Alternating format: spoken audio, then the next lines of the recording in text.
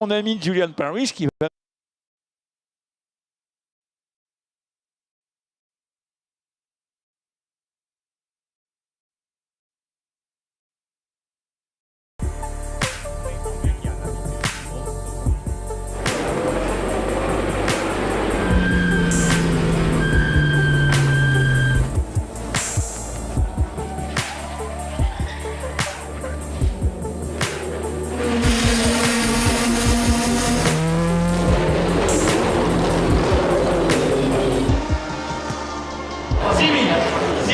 à 71 000, à 300 000, on adjure.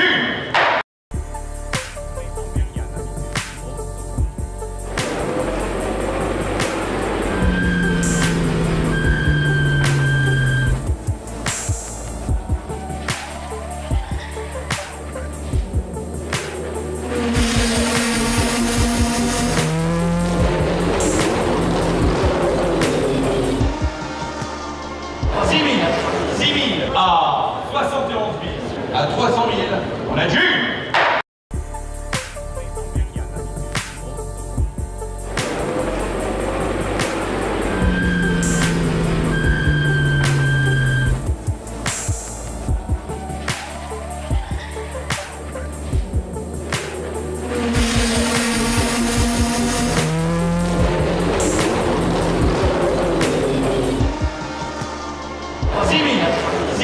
À 71 000, à 300 000, on adjure.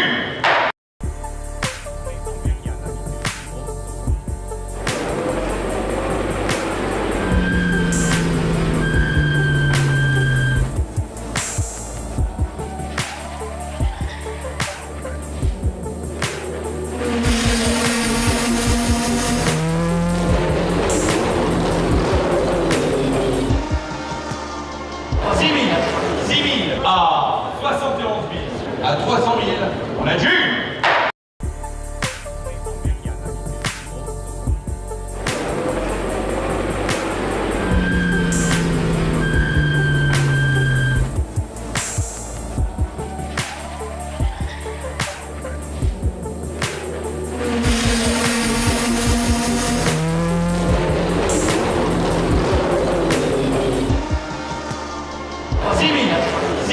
À 71 000, à 300 000, on adjure.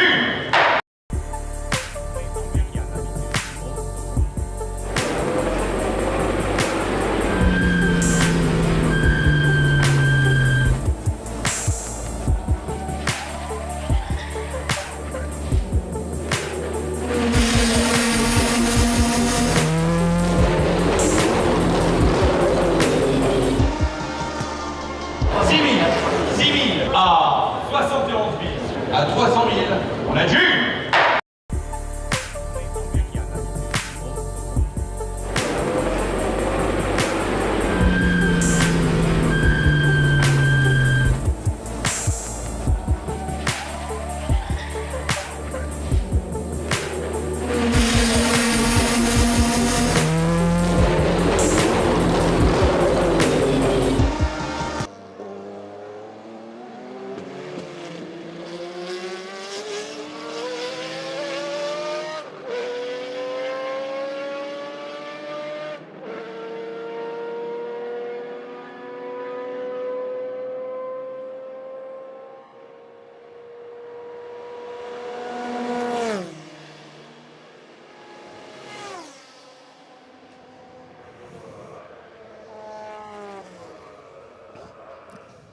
Bonjour, salut à toutes, salut à tous, on est ravis de vous retrouver et on vous souhaite d'ores et déjà un bon dimanche que vous allez certainement passer en notre compagnie.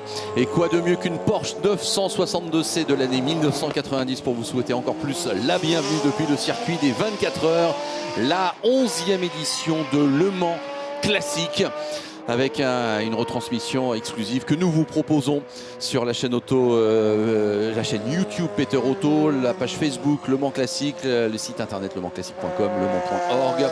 N'oubliez pas aussi Instagram où vous pouvez nous retrouver. Bref, un dispositif exceptionnel que nous vous proposons 2 fois 3 heures au programme aujourd'hui depuis Le Mans Classique pour voir toutes les courses des différents plateaux. Mais vous voyez que vous nous rejoignez en plein direct puisque nous sommes dans le dernier tour de la course du groupe C. Et oui, une époque assez formidable en matière de sport automobile dans les années 80. Eh bien, vous allez assister dans quelques instants à la victoire donc, de cette Porsche numéro 7. Laissez-moi juste le temps de vous présenter mes acolytes. Je suis Laurent-Frédéric Bollet. Et avec moi, eh bien, comme c'était le cas depuis hier, parce que nous avons déjà fait pas mal d'heures de direct, si vous n'étiez pas avec nous, vraiment, soyez les bienvenus. Mais je pense que vous avez bien apprécié leurs commentaires, leurs connaissances, leur savoir tout au long de cette première journée. D'abord, c'est Julian Paris. Bonjour Julian. Bonjour Laurent-Frédéric, bonjour mesdames, messieurs, c'est un plaisir d'être à nouveau ici pour une très belle journée ensoleillée qui plus est, qui s'annonce vraiment une journée merveilleuse. Tout à fait, et on est très content de vous retrouver aussi à nos côtés. Jean-Philippe Doré, rédacteur, historien des 24 heures du Mans, grand spécialiste de la classique mancelle. En pleine forme, Jean-Philippe?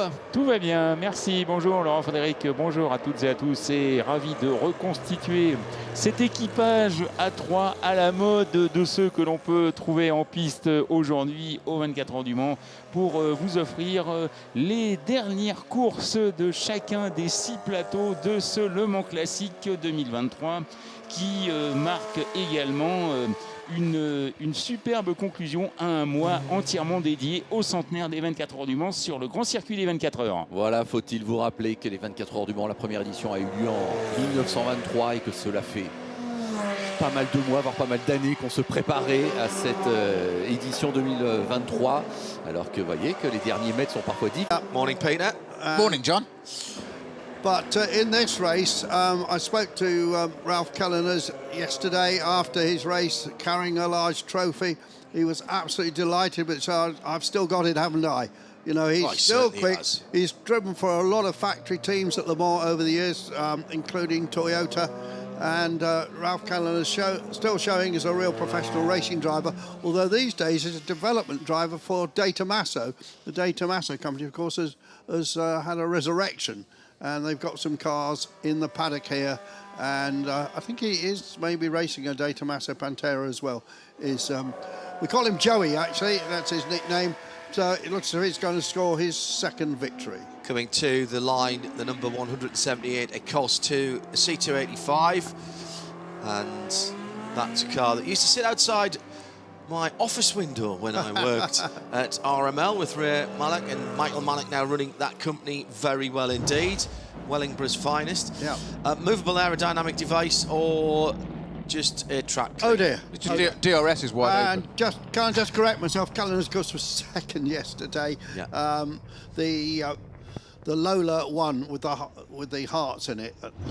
That was the whole rear stay, Peter. Yeah, that was it's broken just, on the AMR1, spinning out of the final corner. Yeah, and just managed to go and collect the pit wall entrance, as it were, and just, as you say, it looked like it had a massive amount of rake on it when we first saw the shot of it, and that was because the strut had broken. It was because the pit wall was holding it up, because it was just tapped it just enough to break that stay, and when it drove onto the track, it's now gone the opposite way, like, say, DRS fully open, but it's not much more than a rear wing, hopefully. That is Not ultimate how, DRS, that is. Not how I want to start the day commentary, watching an Aston have an accident. Well, there you are. Beautiful car as well. Yeah, just for the Hearts won this race yesterday. Now, there isn't a cumulative here. They're 2 separate races completely. This is the sprint version. The Hearts only running 4th in this, having had a fantastic run in that Lola yesterday. Swapping media messages with Kyle Tilley overnight. He may have had one of the most exciting drives in the overnight. I hope he had an onboard camera. Started in his plateau it was the Lola 210. He started in 75th position, hadn't had a great qualifying, finished 11th. Good show. Wow. It's only onwards and upwards. Yeah, I was exchanging messages with Johnny Molan, who had an excellent drive, last-minute starter in the Porsche race yesterday. I said, "Where are you?" He said, "I'm home." He's gone back to England. So good morning. If you are just joining us, it is a sunny Sunday which will see the denouement of all of the Le Mans Classic Plateau, the third and final races, and we'll try and keep you up to date with what is going on as the cars come to the pit lane from our early morning run for the Group C cars. Yeah, a bit of bonus, this, John, just seeing the end This of didn't happen last year. I watched the coverage last year. Oh, no, it definitely didn't happen. No, The sprint race didn't happen. No, and also the Legends have got a race at the end of the day, which didn't happen. We'll be off air by then. But a bonus to see these cars, and also, you know, a lot of great Porsche 962s and so on with great histories in this race. Great to see them. But a victory here, as in period, for the Jaguar XJR9, 1988 V12 version of Binshaw and Phil Keane. Obviously raced regularly together in the British Touring and British GT Championship in the past. Minshaw family from the Demon Tweaks company. Are the Demon Tweaks? Yeah, they've sold it and I think they bought it back, didn't they? I think you might be right, yes. Led by Father Alan, but several siblings racing here today. Well, not today, but generally. And yeah, I think John being the most prolific of those, and got the nice collection of cars, and teamed up with British race ace Phil Keane. Yeah, this is an ex-used car, which Callan has... The number 7 Porsche. Yes, put Keith back in and pick up a Porsche. Pop the microphone. Yeah. The car owned by a guy called Yvan Vercoutre. I don't think he drove it in that race. I think it left it all to Callers. So the morning has come and has been racing all night. We're about 20 minutes away and could hear the soothing sounds of racing engines. What a great way to wake up on a Sunday morning. Big crowds here since, well, actually Wednesday night, Thursday morning. And this, I think, has been a tremendous success, buoyed by the addition of the 100th anniversary celebrations. What an event this has been. John, 3 days, everyone a sellout, a complete sellout. I mean, maybe the British Grand Prix, you've ever heard of a race selling out? I don't think even the 24 was sold out. It was sold out. Oh, was the it 24 sold out? hours was sold out in December. Yeah. 230,000 spectators across the weekend for this event, 325 for the Le Mans 24. So a huge influx of visitors and income to the department of Les Sarthe, and well, what a brilliant programme Peter Otto and the ACO have put on this year. I'm not sure how we top this next time out, but Patrick Peter will be planning and scheming along with Pierre Fillon to make sure that we do. This event, I think, is what was conceived back in 2002. Perhaps this year it's really come of age.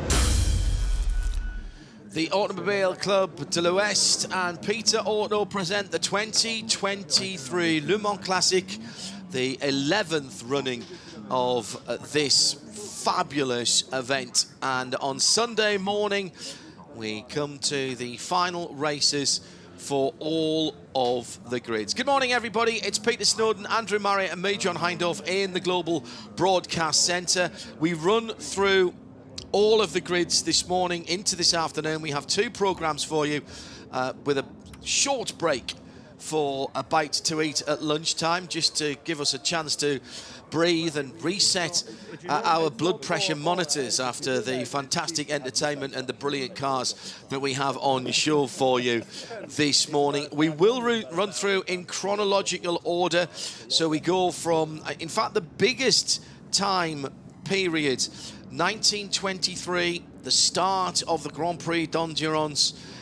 through to 1939. The pre-war era is grid number 1. Wherever you're joining us in the world, a very, very warm welcome, and it's beautiful. Already the temperature's getting up and the track temperature will be hot today. Not a cloud in the Satoise sky.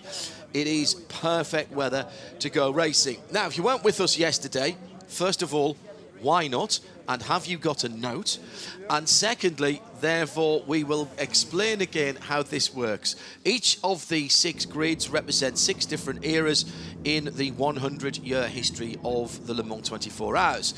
And within each of those grids, which some of them are 85 cars, by the way. We have a huge number of cars here this weekend, more than 800 racing cars, 8,500 from the car clubs around the area. But within each of those grids, the cars race 3 times. This is to recreate the atmosphere, the ambience of a 24-hour race. Of course, these cars not racing for the full 24 hours, but they had a race yesterday, they had a race overnight, and now they'll finish with a race today. And they've been slightly moved around a little bit, so they get slightly different times of day for everybody to enjoy the circuit throughout the full 24-hour period.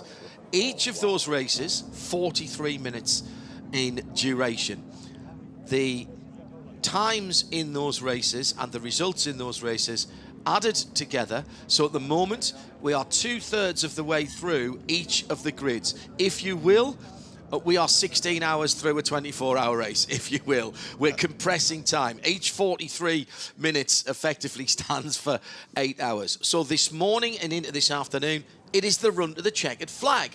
So imagine that we are 8 o'clock in the morning on a normal Le Mans, going through to 4 o'clock in the afternoon. It is the run to the checkered flag now, and everybody needs to get there to get a decent result, because all of their results and times are added up.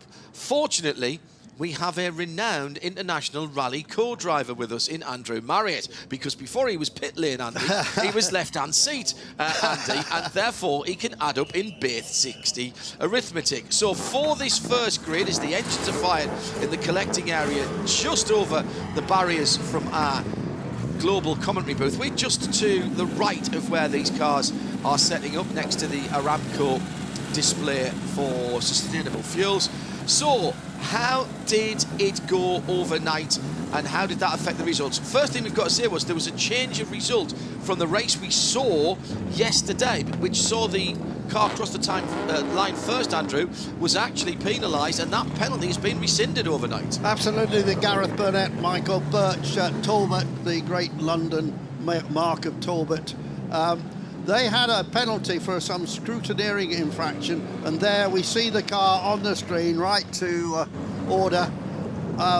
So they have now had 2 wins.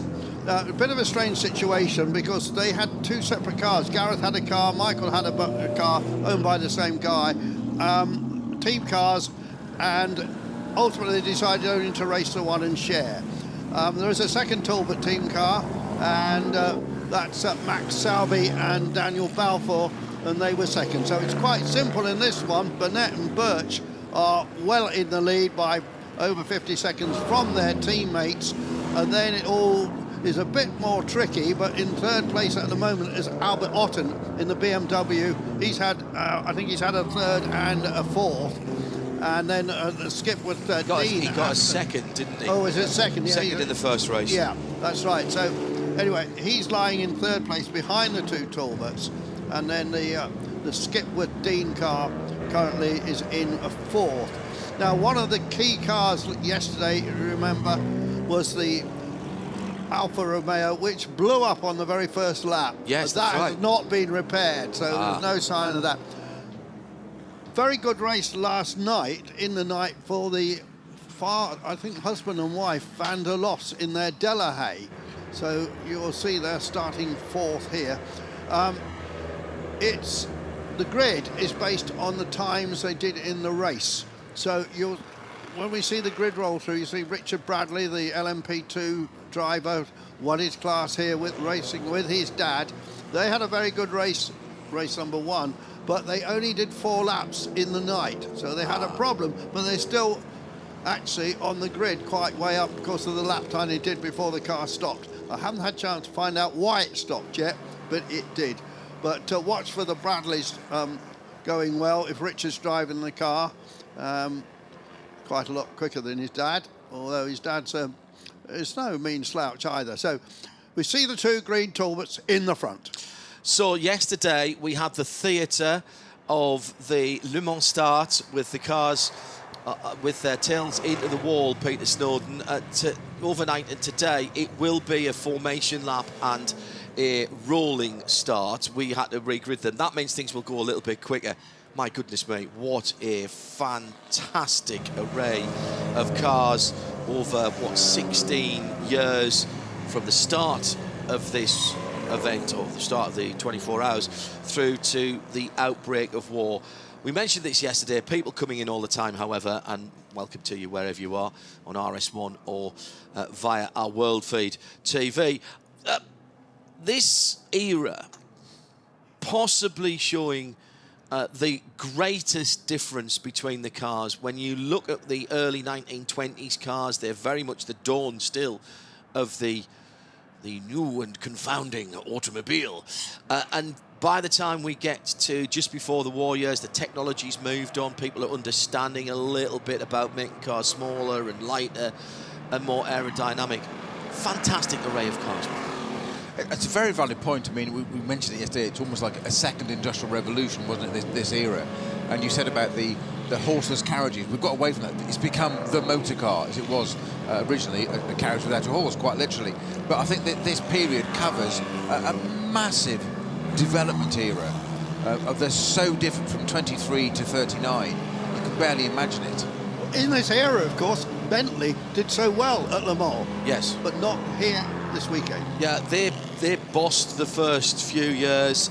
Originally Bentley Custom, I mean, hey, privateer cars, nothing new. Look at what has happened since the 24 hours of Le Mans.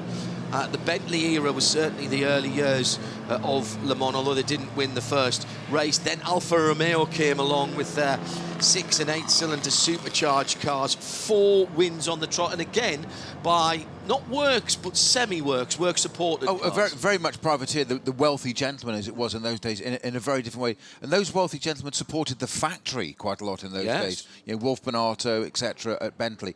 And just to give a sense of perspective on that, when Bentley first entered this race, they only just found out about it before the first race, so they entered the car, and the complaint from the drivers was they tried to encourage W.O. Bentley, think about this, to fit drum brakes, as they were at the time, on the rear of the car as well, and he wouldn't. That's why they reckon it didn't do well. When it came back the next year, they'd fitted 4-wheel brakes. Can you imagine that, not having 4-wheel braking? I know, that's the level of development we're talking about.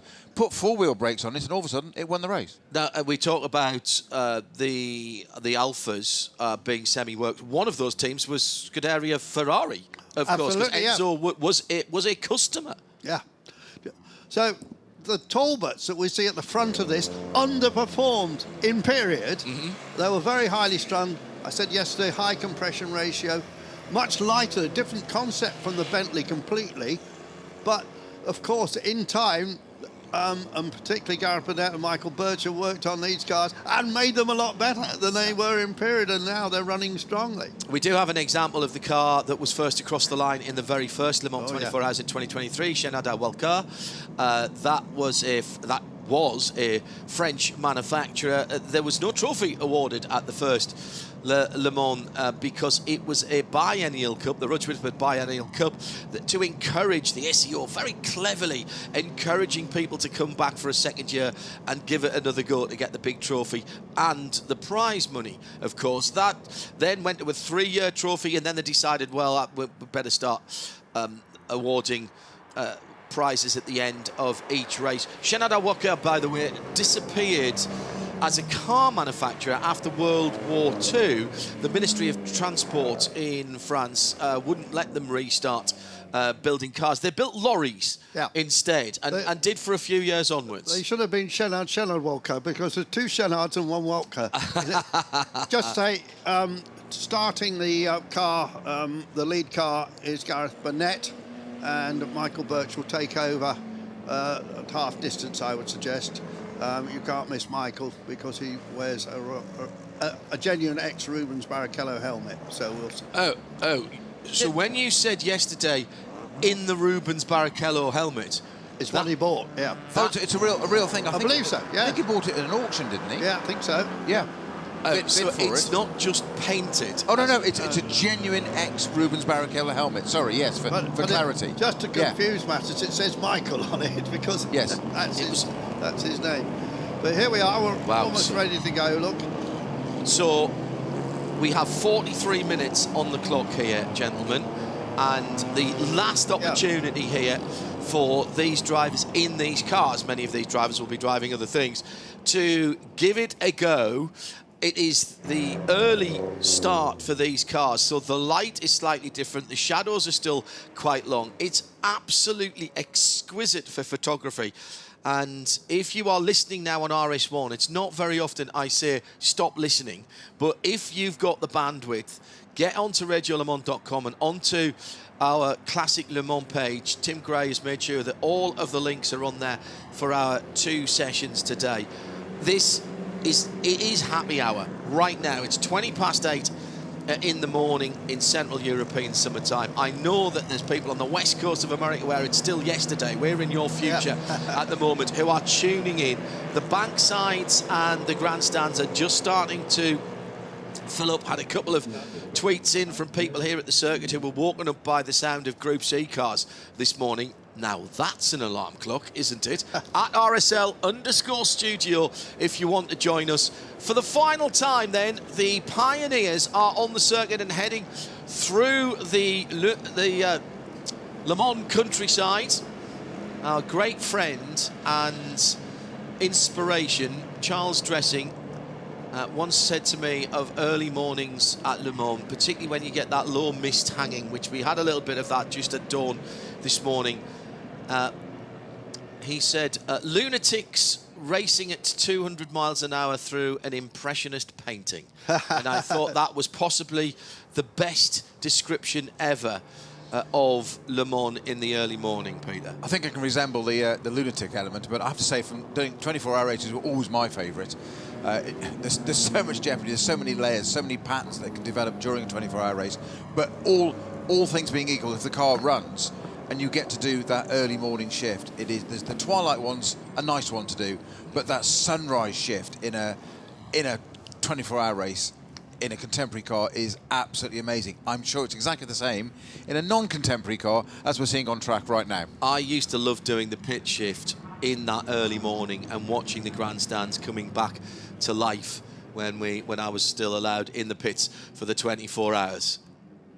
43 minutes on the clock. The Pioneers see the flag, and the 2 Talbot AV 105s from 1937 and 1934 take the line, and straight away pulling out from behind the Delahaye 135S, the Van der Lof car.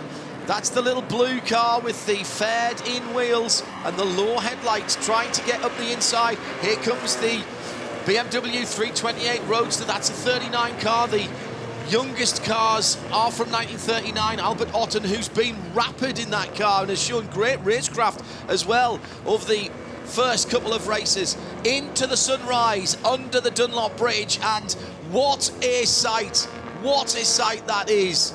Squint a little bit and you could be back in the 1930s when the Dunlop Bridge was first put in there.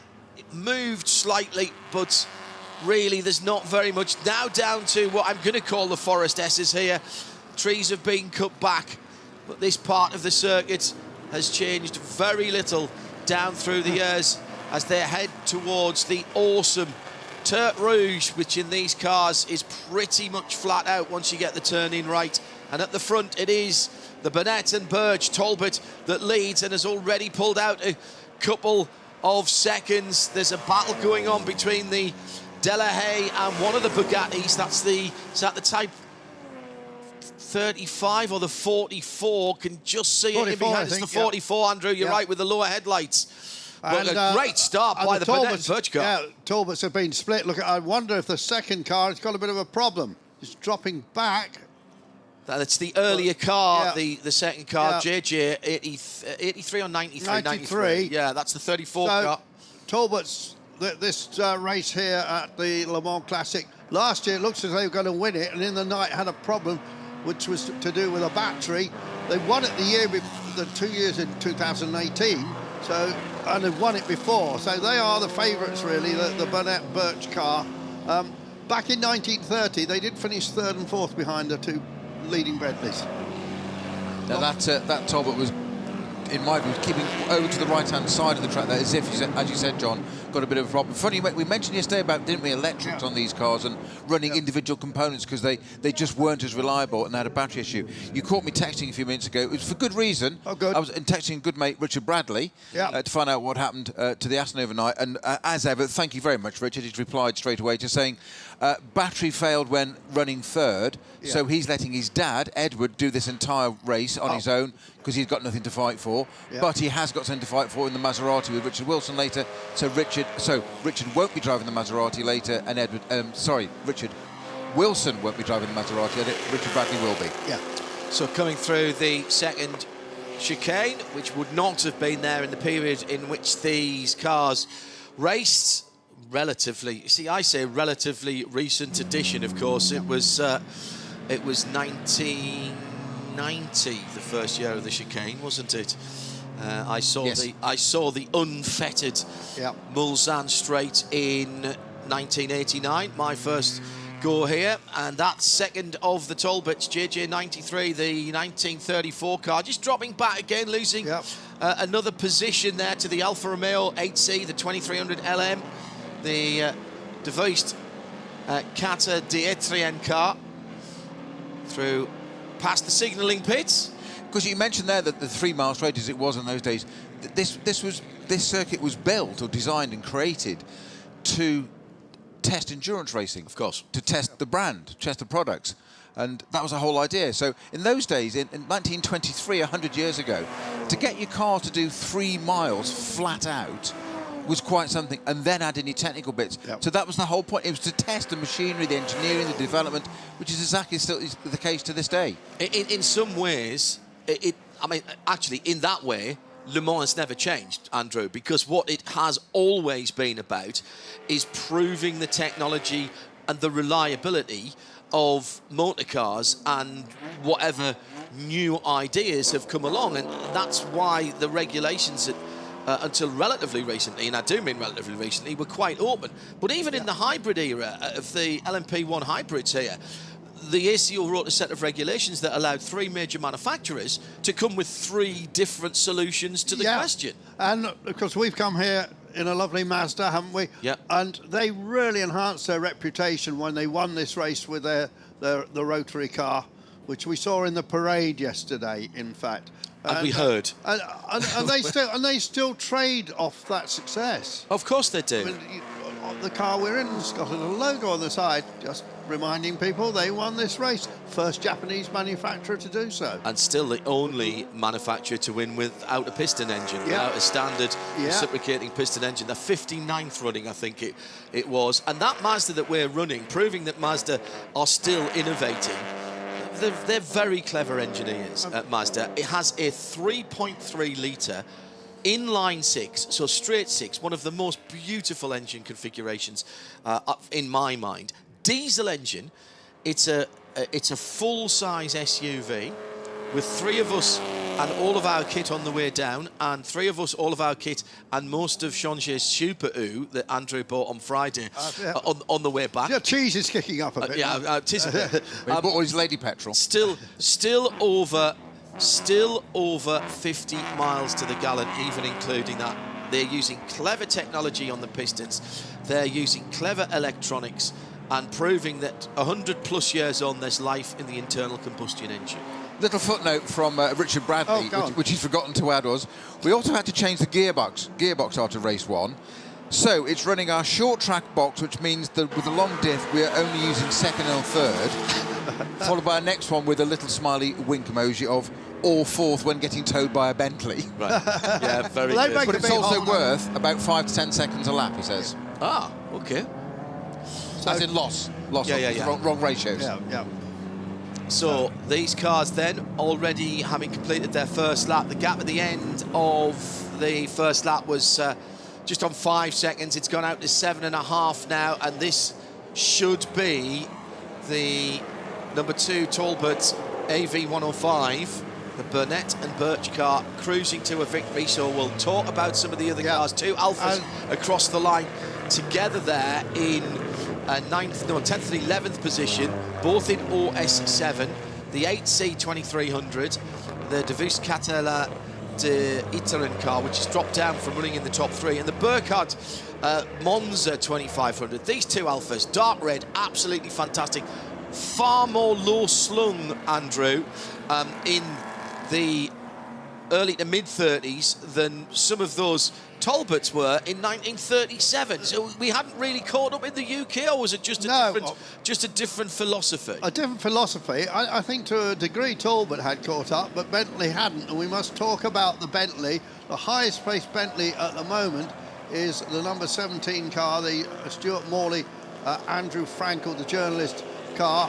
And that is a brand new Bentley, because it's been built and recreated from scans and the original drawings of the cars back in that era, and this car having only its second ever race, the 2022 recreation, isn't it, Peter? That blow, a fantastic job by the Bentley company to do that.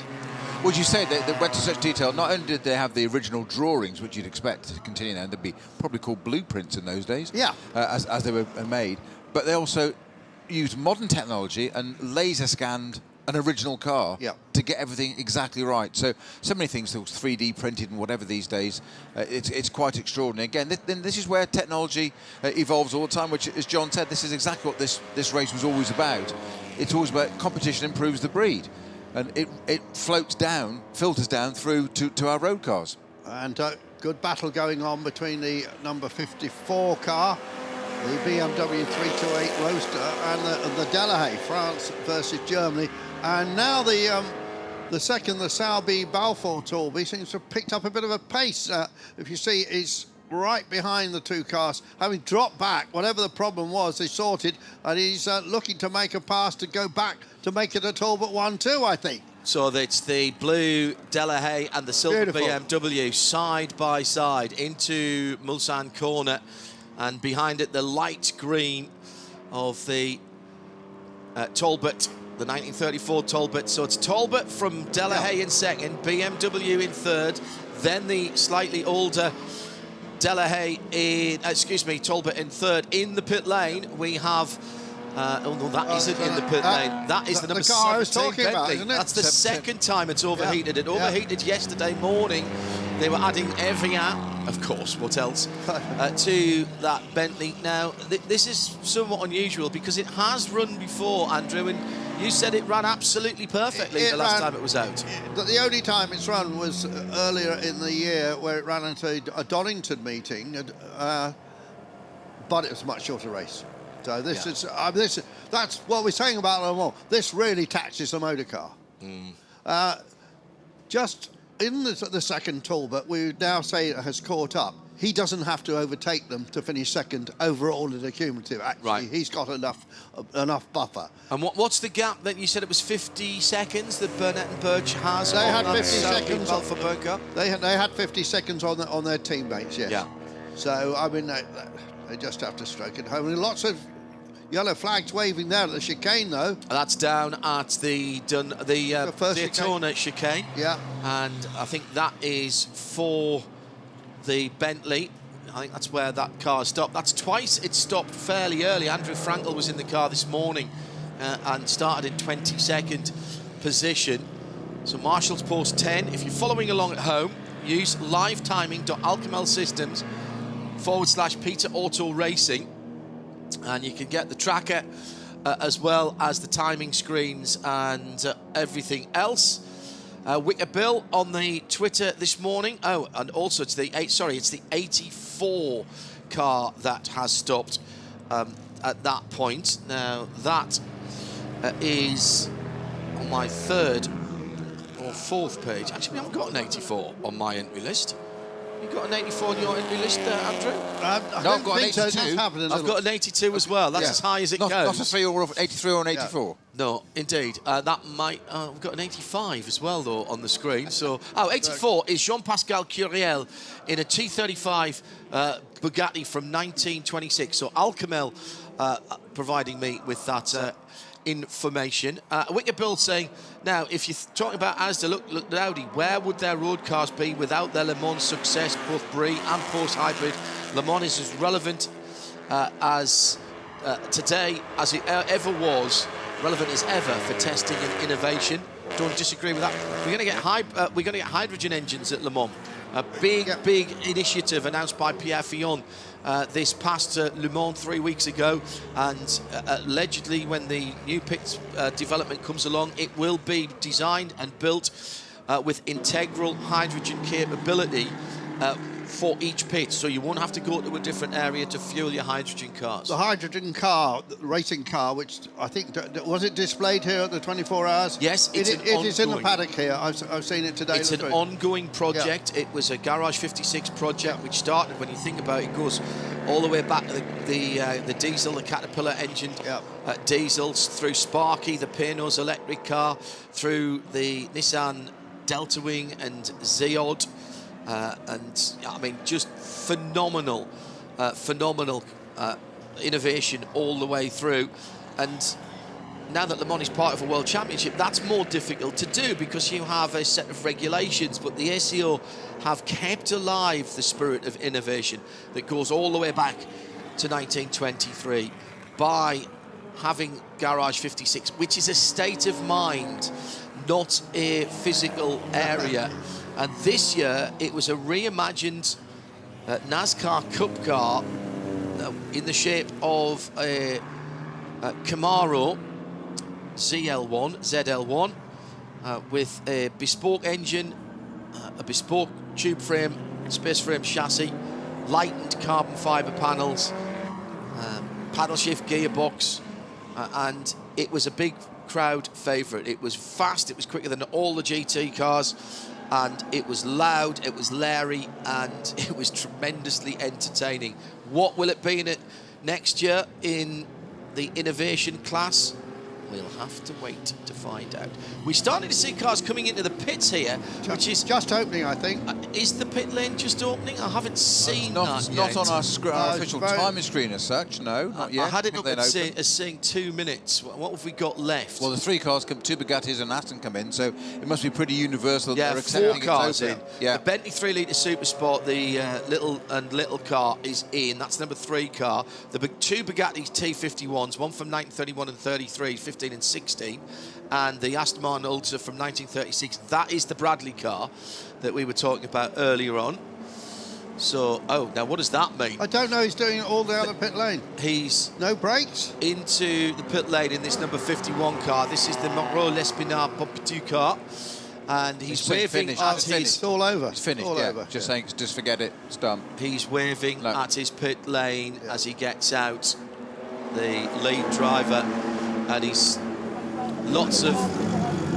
I'm guessing vibration. He was saying through the wheel. I think that's exactly what he's saying. The steering and the front end, he's not happy with. The cowling comes up, the leather straps undone from the beautiful navy blue look at the coachwork. That engine, you could eat your pan or chocolate off that, Peter, couldn't you? Oh, too late. Too late. Yours is already gone. Didn't bring me one. It's in a select club day. And lots of gravel on the track here. Been off there. Somebody's been off there and pulled a load of gravel back onto the track. At Mulsanne Corner. Mulsanne, yeah. And they've been back on it. These cars can, in some cases, with the narrower tyres, pull themselves out of the modern gravel track because they've got a little bit more traction. Well, they're thinner, aren't they? So they can cut through a little bit. And they're a lot lighter. And ground clearance. Yes, that's a good point. Also, just on the run down from Mulsanne to Indianapolis, we've got a car stopped on the right-hand side, and that's brought out yellow flags down towards Indianapolis and Arnage. The battle for second and third's gone through. Andrew was, we're going to have to call him Mystic Marriott now, because he correctly predicted that the number 2 Talbot AV105, the Saudi Balfour Burn car, has gone through into second ahead of both the BMW and the Delahaye. So the Delahay's now in third and the BMW in fourth. Forget the burn bit. It's just Sorry, but yeah. Sorry about Gareth was a reserve driver for that car. Okay. Yeah. There's so many stories to unravel here, as I love it, because everywhere you look, something different's happening. the reporter in me loves it. So Marshall's pushing that out of the way.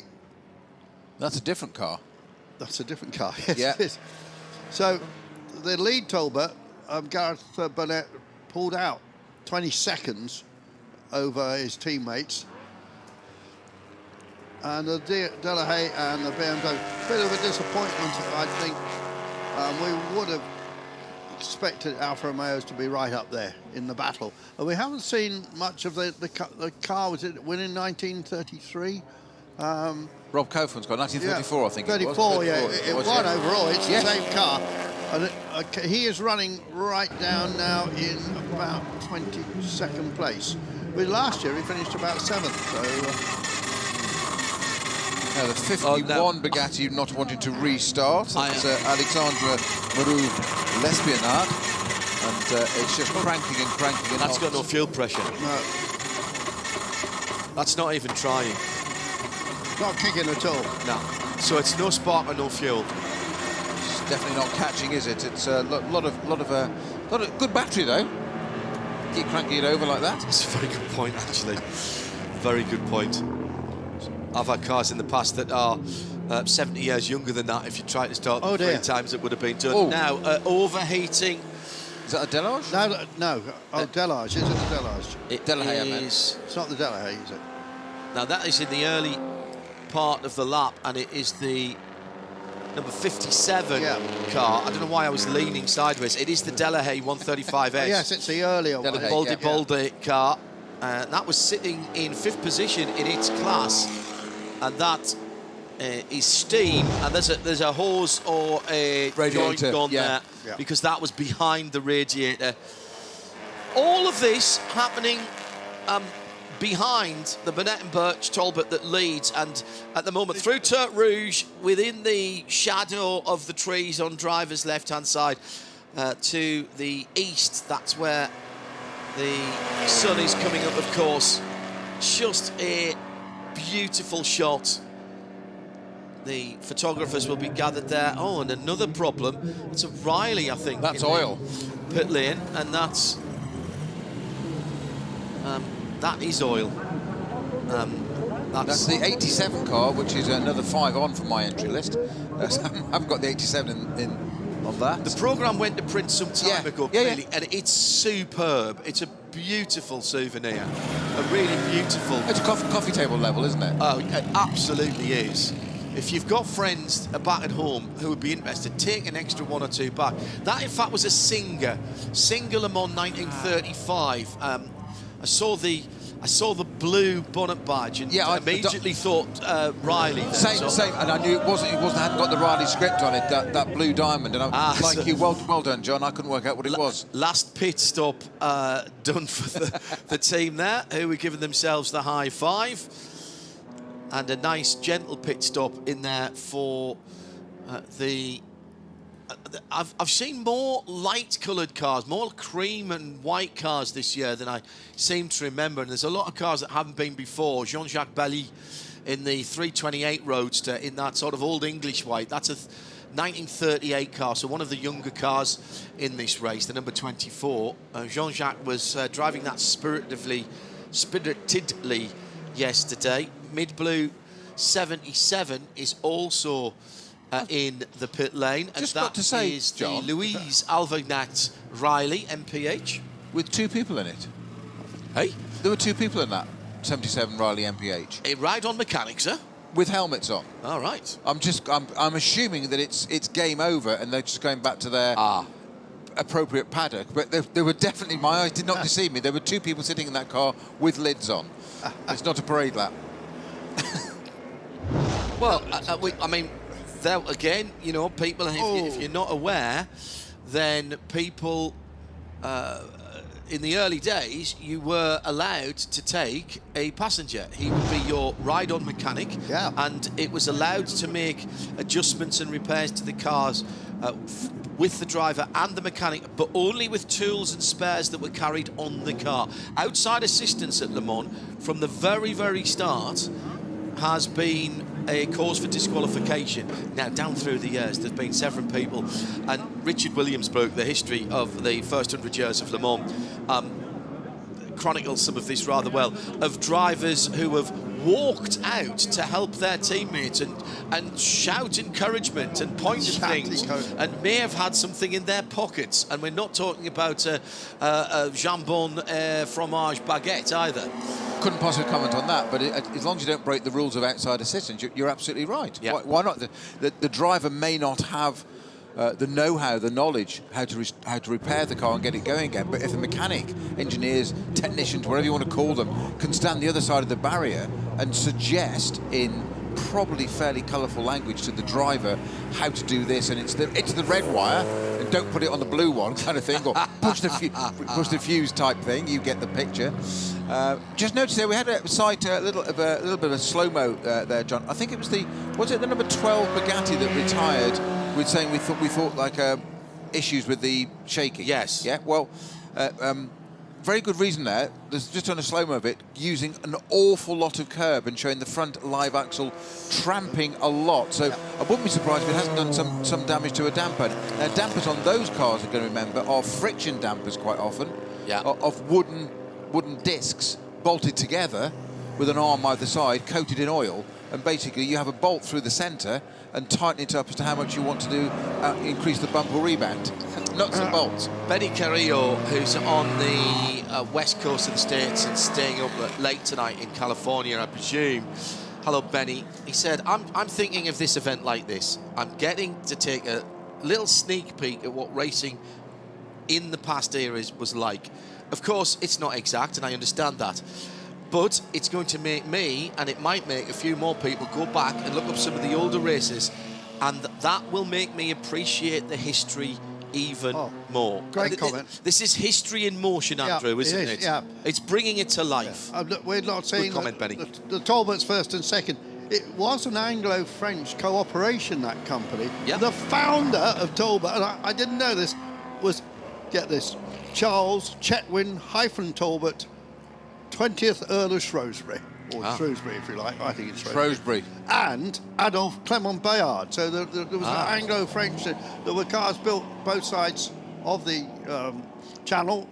In London, these Talbots we see racing, but of course the Talbot name is still owned by Stellantis now, because Talbot got taken over by Roots Group, which became and we had the Chrysler. and it went on. The DNA went through to Sunbeam Talbots, we remember, and cars like that, and the Talbot rally cars. Yep. So it's Talbot a Sunbeam great, Lotus, I always lusted it's a sort of name that isn't used at the moment, but Stellantis could bring the name back. Anyway, that's the Talbots. They are 1 and 2. Lots of other action. They're in the pit lane at the moment, Andrew, actually, and they're just getting their wheels tightened. Yeah, just saw Michael Birch going out with his Barrichello crash helmet on. So an early example of entente cordiale and Concorde for that particular... Here's Rob Kaufman we're seeing on screen. Rob Kaufman out of the number 9. Oh, it's beautiful. The 34 winner. That is just... Is that the actual car? Correct. That's the actual 1934 winner. Wow. There's a team boss with the hat on.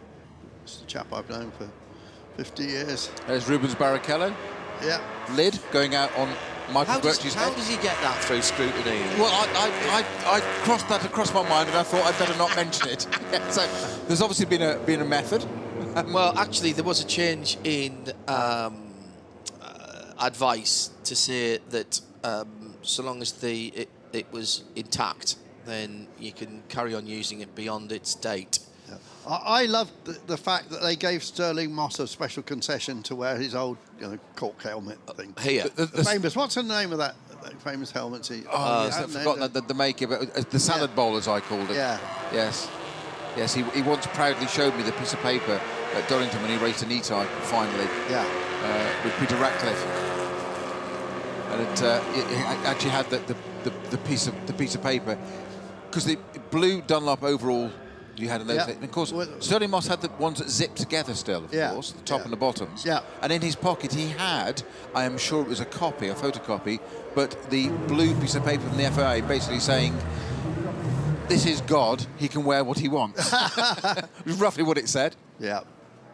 So on screen now, the second of the two Talbots. It looks to be got to be a bit of a runaway success for them after the disappointment a year ago. We did say that they have turned up, and again, if we were taking photographs in black and white or probably sepia, they have turned up looking like a works team from the era. Yeah. And everything that they do in that sort of way. First and second then for the two Talbot AV 105s. The later car leading, plugs. Nouvelle Bougie. So a new set of plugs going into, is that the Kaufman car? No, it's not, it's the 51, which is in the pit lane. I fired up my mouse this morning, so I'm having to do everything. So it wasn't the 12 Bugatti, that's the 51 Bugatti that came in with the issues. Yeah. It wasn't the 12, so the 12 that was a different slow-mo. It's the Moreau L'Espinard car, the Alexandre Moreau L'Espinard T51 from 1933. Trying a new set of plugs because it's easier to put a new set of plugs in than it is to clean the old ones off. And that was the car that was somewhat recalcitrant to fire. Plus also the plug design, the top off of a spark plug is ceramic. And if they get a hairline crack down them, what happens is the electrode on the top, it tracks down, so it shorts from the top to the bottom and it doesn't work properly at all. A last chance for pitting now for those that haven't. Anthony Schreier in the Singer 9, the number 38 car has not yet pitted. Rob Lewis in the Lagonda, the 73, that's a lovely car, that V12. Le Mans from 1939, again, one of the youngest cars in this field. Xavier Leboeuf, Philippe Bollot, Simon King, they are all due to come in. In fact, no, they've just come in and gone out again. So they are fine. I think we've had pretty much everybody through the pit lane other than that Lagonda, the number 73 car. So we'll have to see where that is. Last 14 minutes of the weekend for these cars, and we can confidently predict that as long as the last quarter of an hour goes well for the Talbot that leads, the number 2 car, BGH21, in the early morning, temperature climbing towards 20 Celsius, forecasted 24 Celsius today. That'll put the track temperature up over 30 with zero cloud cover this morning. And the recreation Bentley just being, or continuation Bentley more properly, just been put onto the flatbed to return it. I think that's been, they'll be somewhat disappointed with that, Andrew. Oh, absolutely. Didn't even get a lap done in the first race, and not sure how they did overnight in the cooler temperatures, but this morning again. No, they had in the night, they had a reasonable race. I think it finished about 6th or 7th. Right. But so the two, it doesn't like the daytime. No. That's going to get the nickname the Vampire, that car, isn't it? It is. The Dracula Bentley. Pit window has now closed. If you haven't been in, you're going to get a penalty. None of the front-running cars have fallen foul of that, with the top 3 having just pitted, the 2 Talbots and the number 65, the blue Delahaye, that lovely swoopy roadster from 1936, the Delahaye S, the Van der Lof machine, and also having pitted slightly earlier, Albert Otten in the BMW. Yeah, but he's on course to finish 3rd overall. With his class, he's easily going to win his class. He'll be ahead. Oh, spin! Oh, yeah. Now that is another Talbot with a different model. This is PL2, the cream car, and there's a dent in the front of that car that has done enough damage to break the paint. This is on the exit of Arnage. Now, there's not a huge amount of lock, but there was enough. Lovely boat-tail Talbot. What a fabulous number plate, though, PL2. Yeah. We need PL1 for this, isn't it? Plateau 1. Yeah, very good. Was that the I think that's the number 8. I think that's the number 82 car. I think that's the last car on your list, Peter. If that's right. It is, yes, yeah. Everoak was the make of helmet. Everoak, it well was. done. Yeah. That's the Nicholas Paulette car. Yeah, Nick Paulette. 3 litre. That is another. That's another 105. Yeah. And Nick's the guy we saw 2 weeks ago at Bicester racing a tricycle, a De Dion Bouton tricycle. He's the leader of that group that races tricycles, who claim to have run the first motor races in Britain. Great opportunity to hear the 6-cylinder 3-litre engine in the early morning air here at Le Mans with 11 minutes to go of the weekend for the Plateau 1, the Pioneers, the cars that would have been on this circuit 100 years ago this year. So international, this car, built in London, Anglo-French company, designed by a Swiss engineer. George Roche was the designer of these cars. Perfect harmony of all the skill sets. Yeah. For years, 4 or 5 of these cars were owned by a man called Anthony Blight, who wrote the definitive book on them.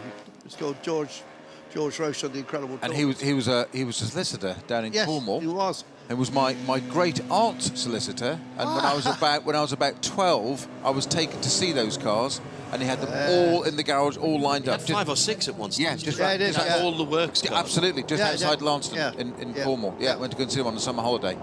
I remember reading. How sad is that? I remember It's not reading. sad. It's not sad at all. It's outstanding. Well, and thank goodness that there were people who were prepared to save, and I use that word advisedly, to save some of these cars. We have been talking about this on the drive down and you know, through the evenings with our wonderful hosts. Thanks to Thierry and Claudette for looking after us again so well this weekend. Some of these cars, even 10 years after they were being racing a relatively short time, couldn't give them away. Absolutely not. Absolutely not. They were broken up, engines got thrown into other things. My father turned down from a mate of his, who will remain nameless, but an Aston specialist, a company now exists, turned down in 1960, think about this, a 1924 Grand Prix 35 Bugatti, yeah? Because, as my dad put it at the time, it had, this is where I got the phrase weather equipment I used yesterday. He said, what on earth do I want with that? It hasn't got any weather equipment, hasn't got a hood or a screen or mud guards or anything. Why do I want an old Grand Prix car on the road? He was taken to the pub to be persuaded to buy this car and still didn't. And how much did he turn it down for in 1960? Right, come on. Go on. £600. That's quite a lot. I mean, It was a lot of money. It's It's a chunk of money. Yeah. But it was a Grand Prix Bugatti. Haven't we all had cars we wish we still had? Yes. I don't. What are yours, John? I had a chance to buy a Dino. No, ones you owned. I had a chance to buy Dino. Own that you wish you kept. I'll throw in while John thinks very quickly. I had 2 Hillman Avengers and a Sunbeam TI that I rather wish I still had. They were some of my earliest cars, but really I had a little Sunbeam Alpine, which I know where that is because I sold it to a friend of mine's father, someone at Hexham in Northumberland now, living a great life. But there's not much really that I've had that I wished I hadn't got rid of.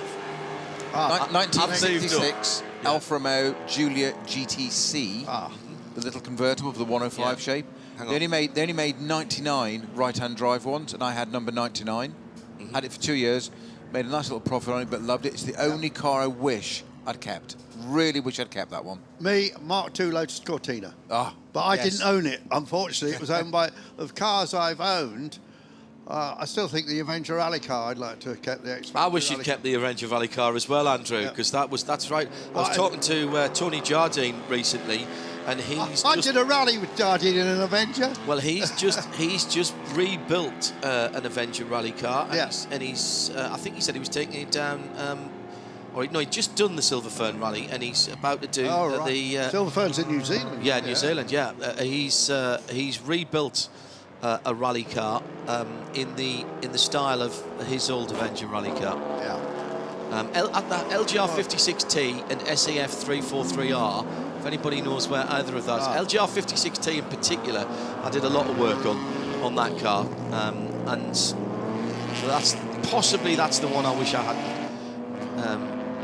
lost. Yeah, a bit more curious, but I did have a very nice Reliant Scimitar GTE. I thought Apparently, that was Princess Anne used to have one of those. It's a She little did, known but fact, mine was orange, hers wasn't. yeah. But had a few of again, them. I didn't own it. It belonged to T-Star. But Princess Anne's had a very, very special roof on it with a glass. The windscreen went over into the roof.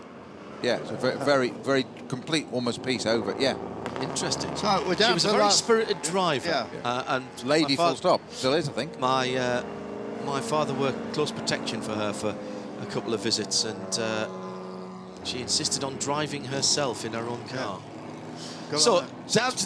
down to the last 6 minutes of the weekend for these this particular plateau, and the gap at the front of the field is nearly 40 seconds, and it's the wrong way round as far as the second place car is concerned. The top three are all OS8 class cars. There are multiple classes in each of our races, as you might expect with 80 odd cars.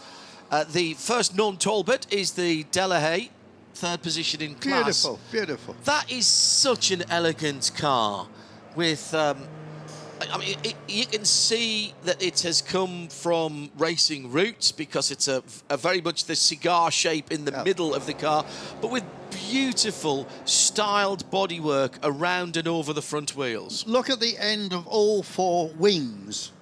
How they just flip up a little bit. Yeah. Just beautifully done. See, they had protractors and compasses in those days when they were drawing. It And wasn't just straight edges. Slide rules. Slide rules, yes. I've properly. still got my slide rule. When I Have started, you got your logarithmic tables to go with it, though, Andrew? Well, I was, believe it or not, when I was 21 years old, I was designing incinerators for hospitals, and I used a slide rule to do it. And we burnt the waste, hospital waste. Understood. Think about it. Understood. Don't go any Back further. then, Some people haven't had breakfast but here's the yet. big thing. Back then, the whole design was to do with burning it smokelessly. Yeah. And that, Even then. I Even designed then. the baffles to make it design. You wouldn't make it up. My grandfather, who was a draftsman for English Electric and then General Electric companies became GEC, I've still got his slide rule in its case. I was taught how to use a slide rule at school. Yeah, I forget. I can't use mine anymore. Can you remind us how to do it then, John? Because I can didn't use get the it at the time. Sine, cosine. Yeah. All of those. You remember the tables? Yeah. Right, Yeah. let's get back to our leader, Yeah. who is in elegant isolation. Don't need a slide rule to work out what he's doing as he buzzes the number 59 rather quickly. I'm sure Michael Birch loves that crash helmet, but it just doesn't fit with that car. Yeah, well, thank It's goodness, subjective. Thank goodness we haven't had to put roll cages on these Yes, cars. absolutely. Yeah, very good 100%, point. indeed. 100%. So Very good point. I'm quite happy to live with a full Yeah. face. Yeah, I'll take helmet. that instead. Yeah, Yeah. absolutely right. And some sensible driving, and it has been very respectful and sensible. Don't get me on roll hoops on 50s cars. Yeah. Cars that have got some penalties for pit stop infringements, 555, 56 and 74. That's Just scanning down to see if that impacts any of the major positions in class. I don't think it does.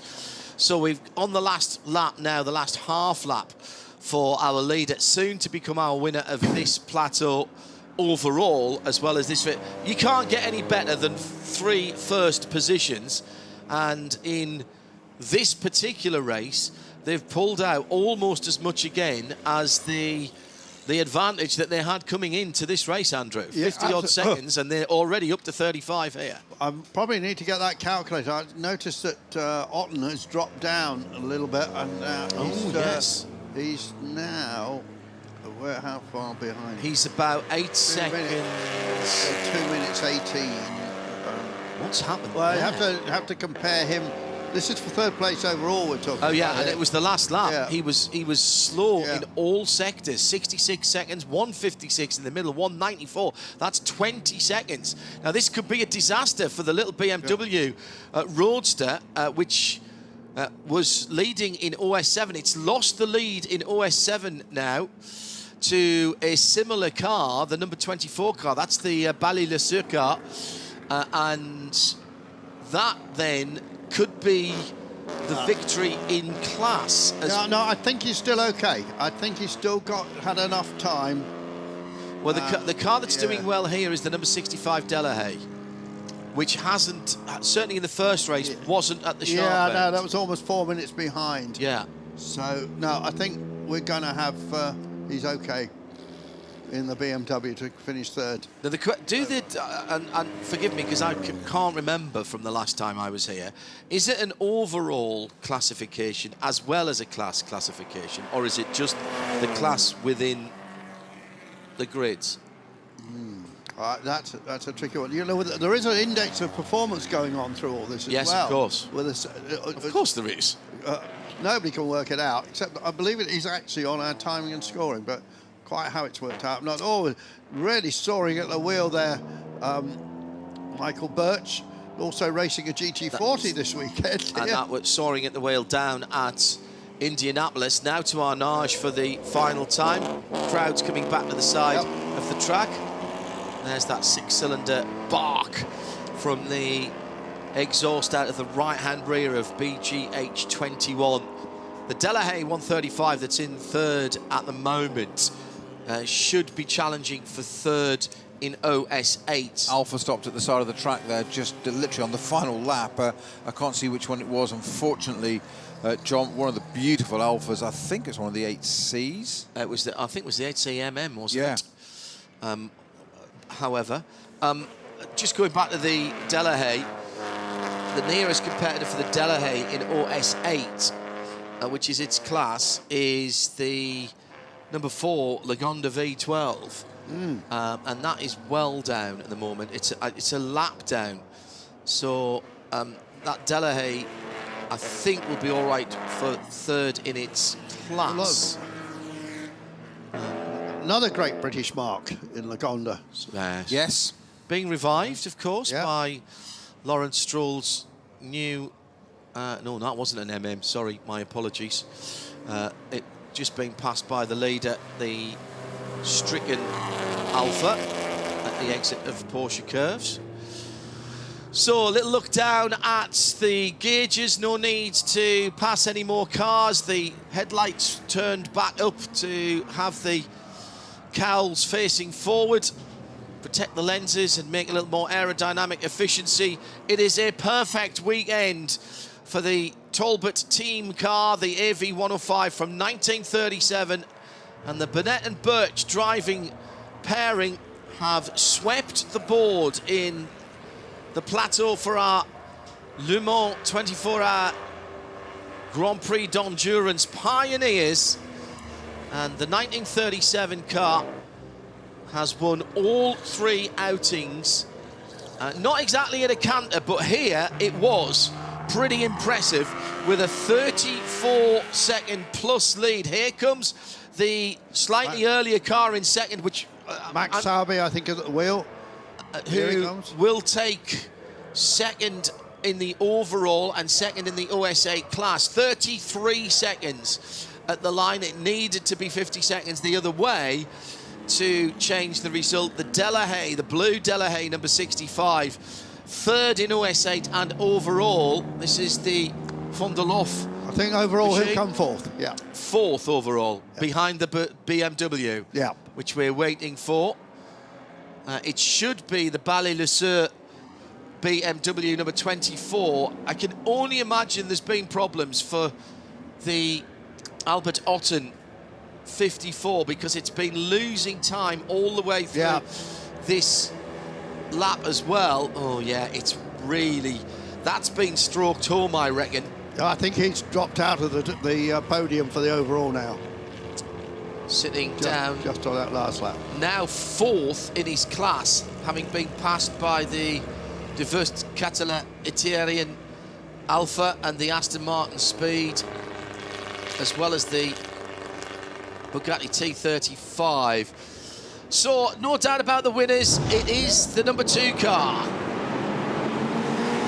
Finally to the green flag for the final time of asking, and what an outing, Andrew Marion, it's been for the 2 Team Talbot AV105s. We expected to see one more in that light green colourway. That car didn't start, which means that Burnett and Birch did share the cars, which I don't think was the original plan. Wasn't the original plan, but it worked fine. They repeated their 1-2 victory of 2018.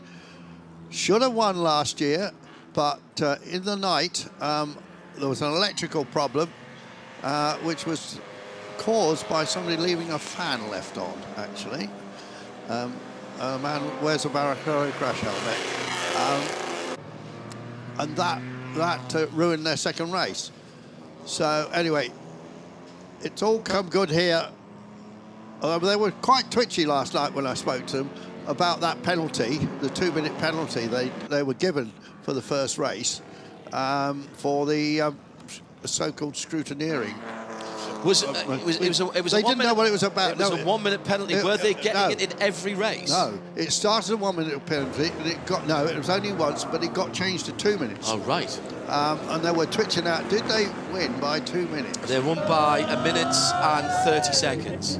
Here, but overall, they would have won it anyway, as it happened. But no, they were 50 seconds to the good, so they won it by just under 1 minute and 30, so that needed to have been rescinded. Otherwise, they would not have won. May not, yeah.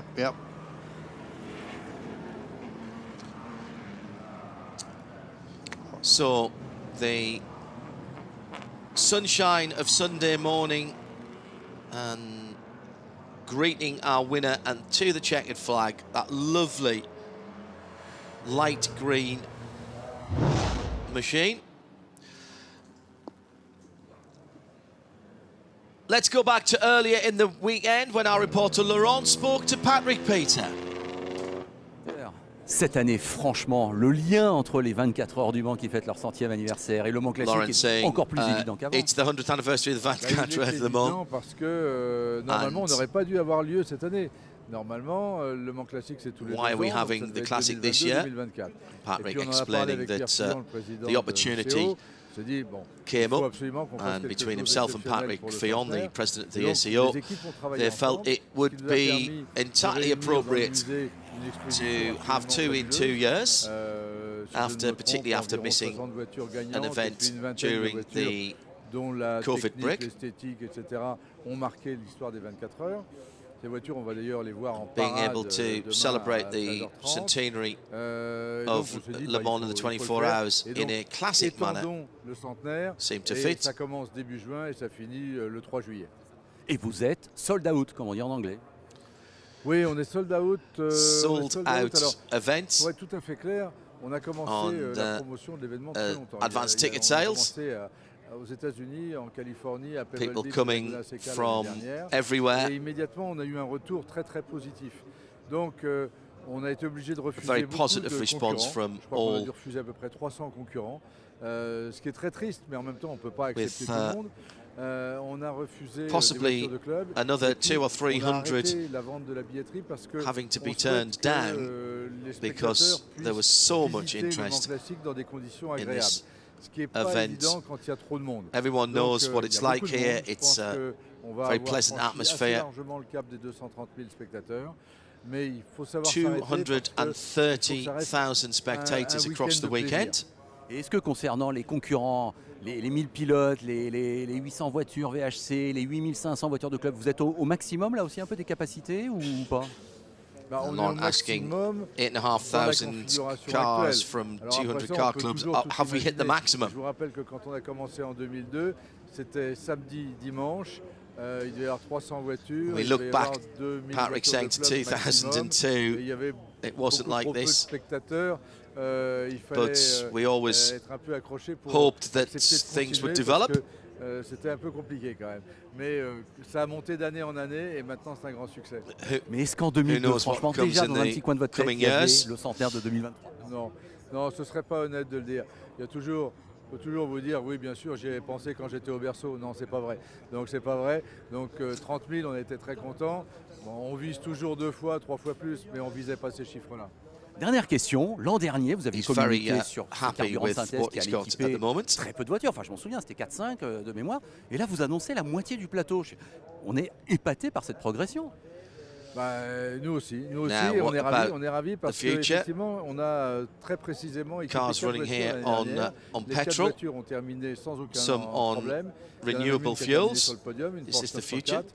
Et donc on a décidé d'aller beaucoup plus loin. Donc je ne peux pas vous dire si c'est 45 ou 55%, mais grosso modo, il y a la moitié du plateau, des plateaux qui vont être équipés de ce carburant. Et l'objectif, il n'est pas là. L'objectif, il est dès 2025 de le rendre obligatoire.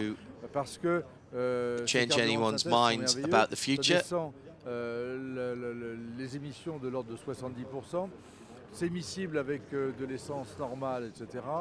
Et on n'a aucune adaptation à faire sur le moteur. Donc clairement, je pense que c'est l'avenir des voitures anciennes et c'est aussi probablement l'avenir sans passer par des voitures looking classiques. at old cars and watching old cars move is important. Beaucoup de voitures à moteur thermique qui vont être pénalisées par les règles que l'on nous met en vigueur dans les ZFE, dans ceci, dans cela, Road etc. cars with internal combustion engines obviously may not have the same future looking forward. Merci Patrick, merci beaucoup. But that's for the politicians here, it's a celebration of old cars. Patrick Peter talking to Laurent earlier in the weekend. No doubt, Andrew, that the success of this event has been, I mean, in the last couple of editions of this has been stratospheric. You look back to 2002, it was not as it is now.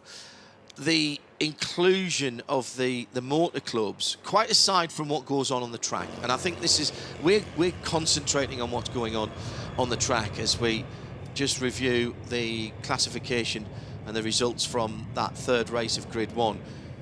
Over 200 car clubs.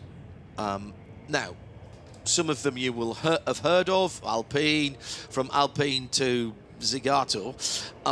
There are various other clubs that, you know, are groups, supercar clubs, etc. 8,500 cars on display, parked around the Bugatti circuit and in various places. That's quite apart from the racing, and that has become a massive draw for those people and for people to come and have a look as well. So it's not just a race meeting, it's one of the biggest classic and or contemporary car shows probably anywhere in the world now. The biggest, I'd say. It's interesting, isn't it, though, there's, in France and Britain we have these huge meetings for historic cars, yet in Germany, another great motoring nation, we don't. They have the Nürburgring old timers, but it's nowhere near the scale of this. Just to say about Patrick Peter there, he'd been a great innovator. I remember him over 25 years ago when he was part of the BPR series. Plateau 2, final race coming up, live from Le Mans.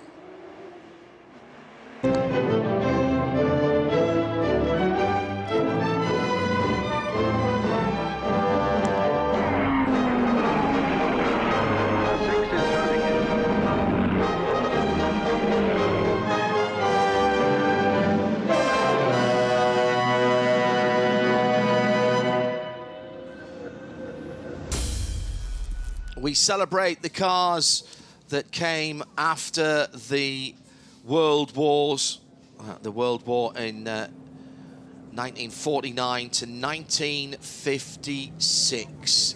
The cars that brought motor racing and in some ways the motor industry back to life after the Dark War years. This is our second grid, another 80-plus grid, and Peter Snowden, the jump in a small amount of years between what was going on in the late 1930s.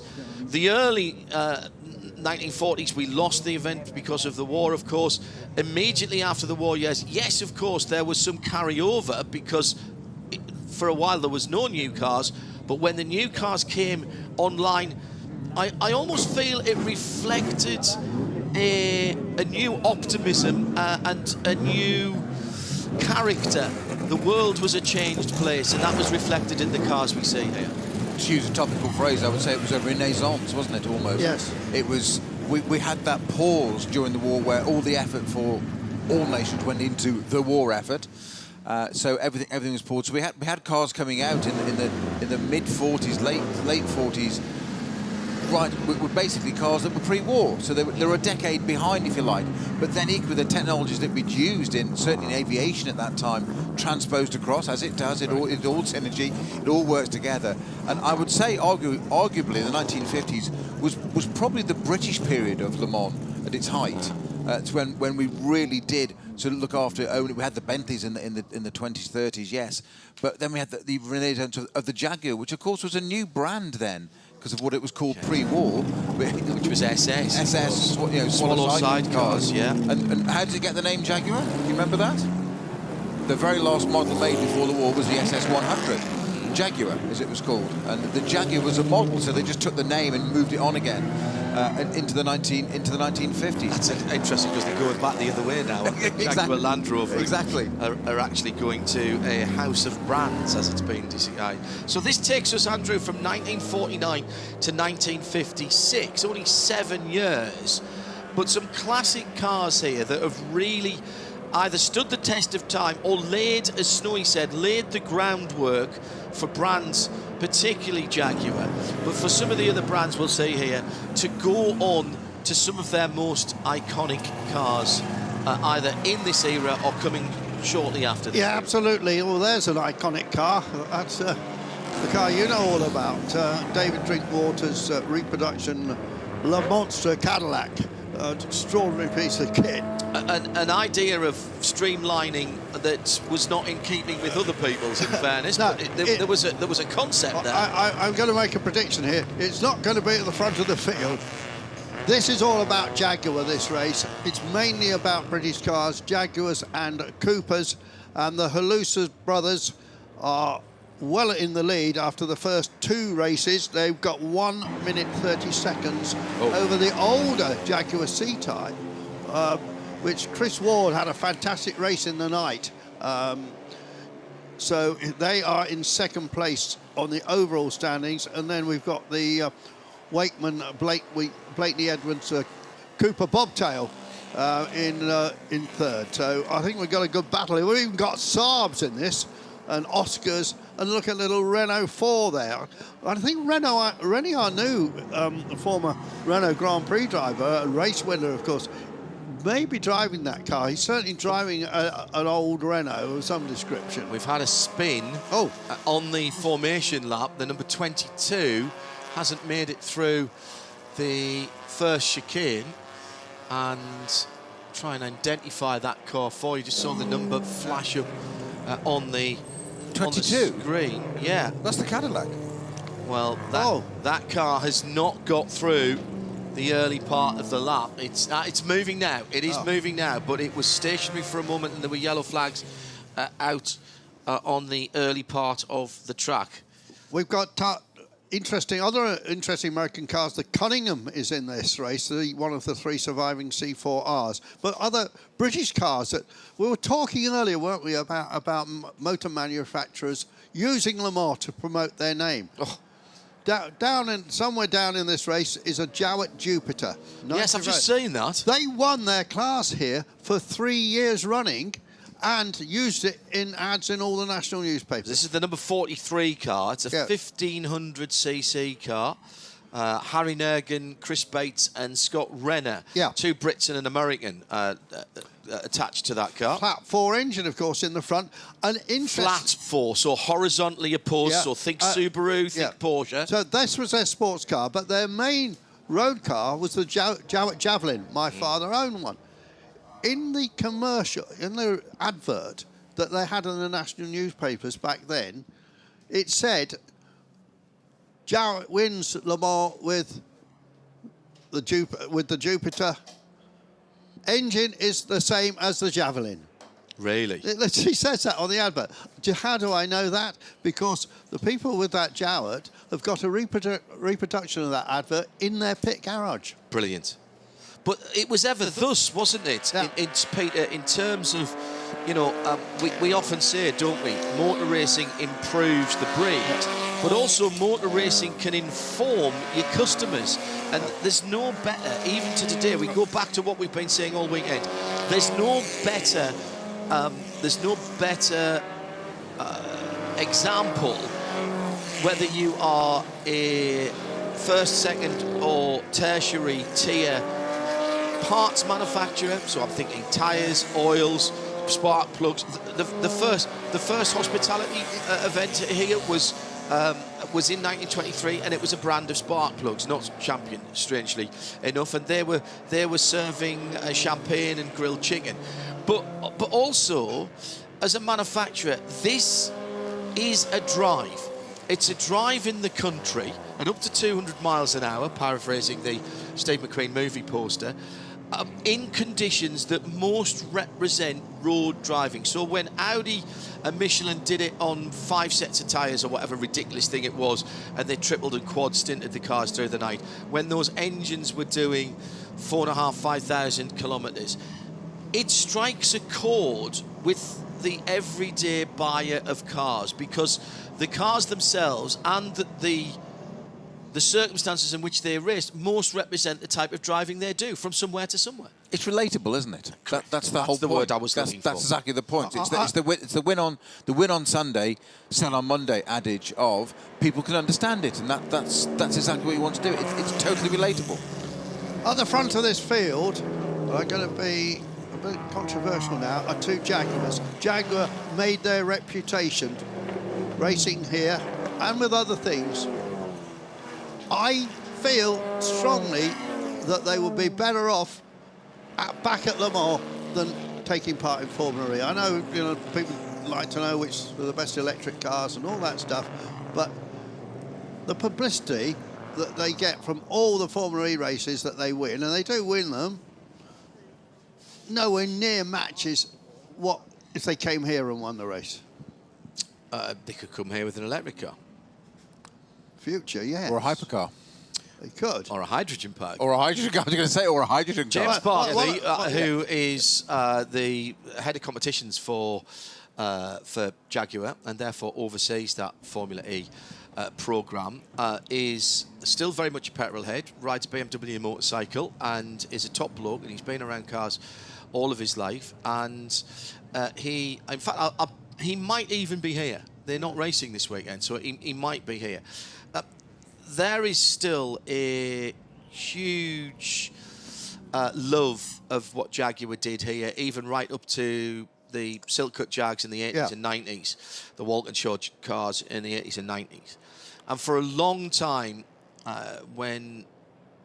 even when we took over Radio Le Mans, the license for Radio Le Mans in 2006 was our first year, we were still being talked to by the ACO about what can we do to bring Jaguar back. Yeah. It is still one of the most popular brands.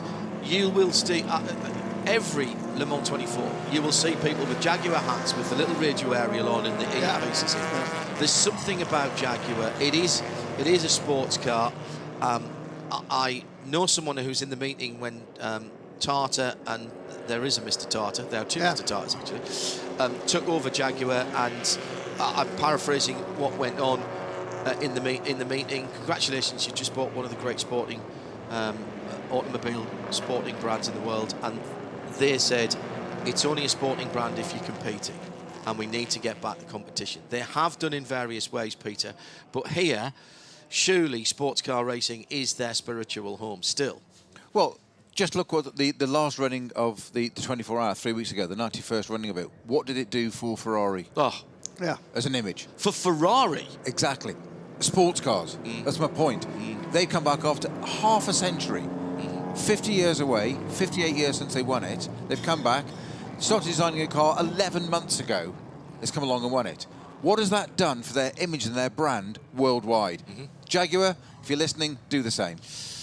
So beyond the bounds of possibility now with LMDH chassis as well, of course. It means that you could go to Multimatic and ask Larry Holt for a chassis, and then put one of your own engines in and get some of your great stylists to do some of the work. That's for the future. Let's talk about now. We're looking into the past with Plateau 2. And we're talking about Jaguar, because the Jaguar is first and Jaguar is second, so they blast off up towards the Dunlop Bridge.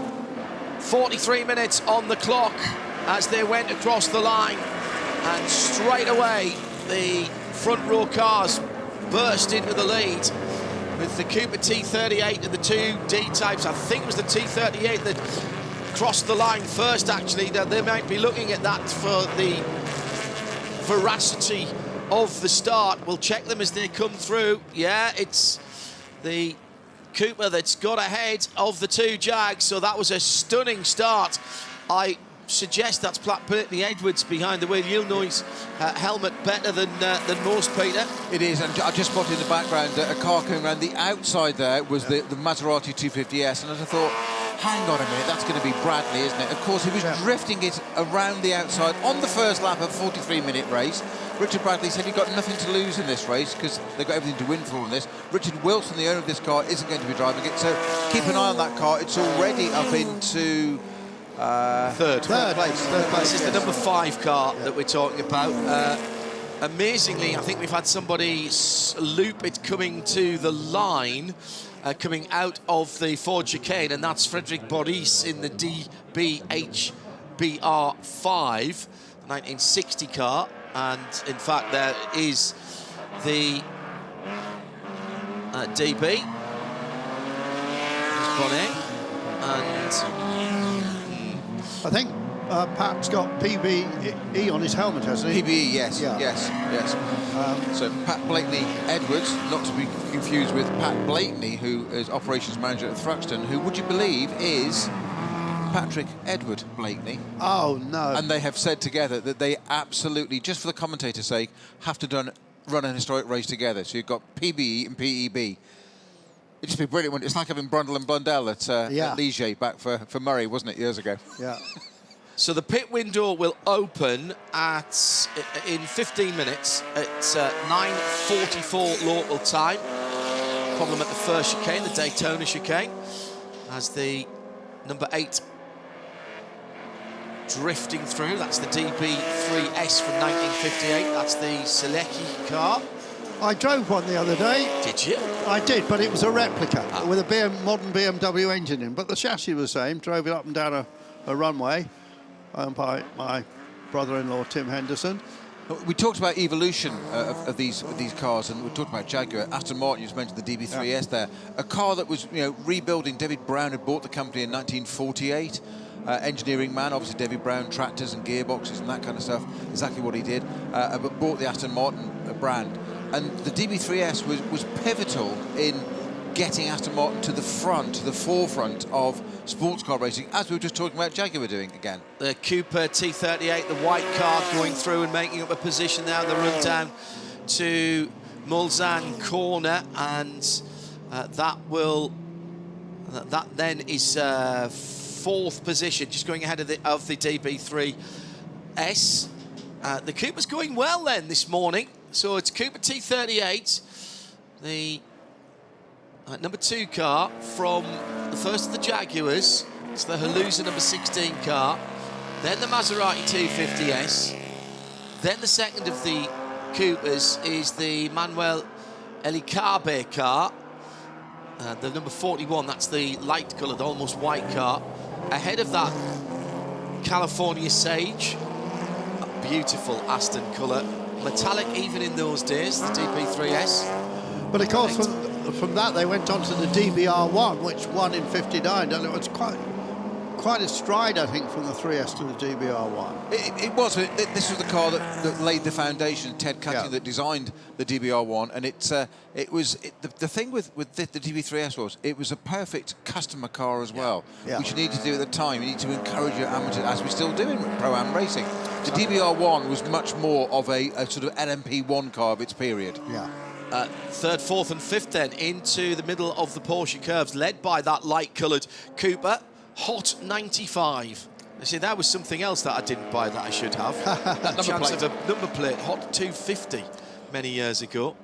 OKV1, very famous registration plate on the number 16. That's the Halusa Jaguar. I think that in the red and white helmet, I think that that's Lucas, and they won last year. Now this is the battle for the lead coming to the line now, Andrew.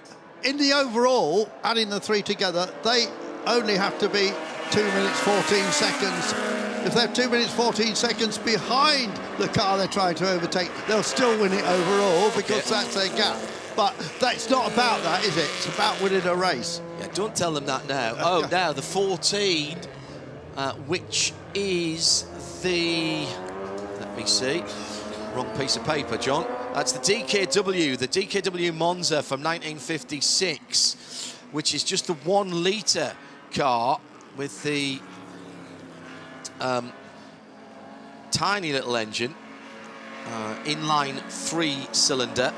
That car's been given a black and orange disc flag, which is known colloquially in the US for all our US listeners and viewers as the meatball. It means there's a technical or engineering problem and you should report to the pits at the earliest opportunity, i.e. next time by. You normally get a little bit of leeway for flags, but not on the black and orange disc.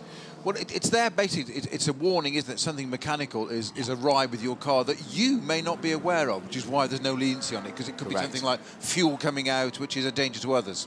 Battle for the lead into the Daytona chicane. The Cooper nose diving down to the ground as it turns in right-handed. There was a little bit of a thought of a pass from the Jaguar, the Halusa Jaguar in second. And watch out for the red Maserati. It's taken nearly a full second out of that battle for the lead. As soon as you're not on the optimum racing line, even in this form of racing, it doesn't matter whether it's Idemitsu Mazda MX-5 or top quality classic racing here at Le Mans. Once you start fighting, you start losing time. So the top 3 away, then the battle for 4th, another 3-car battle, and that's the Cooper T38, the white number 41, then the green Aston Martin with the yellow lipstick, and then the C-Type, the very dark green C-Type, the number 15, just in behind those cars. This is where Richard Bradley here is in the prime seat there, because he's staying in that car. So he's going to get the car settled into his style, the conditions, etc. He's literally got a grandstand seat there watching these two sort themselves out. It's got 35 minutes to go. He doesn't need to rush anything too much yet. Just sit there, watch and observe. T39 Cooper, the light blue car from 1955. That's the 1500cc machine with the sort of almost mini lights, the wobbly wheels. Driver sits in the middle. Yeah. Designed by Owen Maddox. Difference on the Cooper in the lead.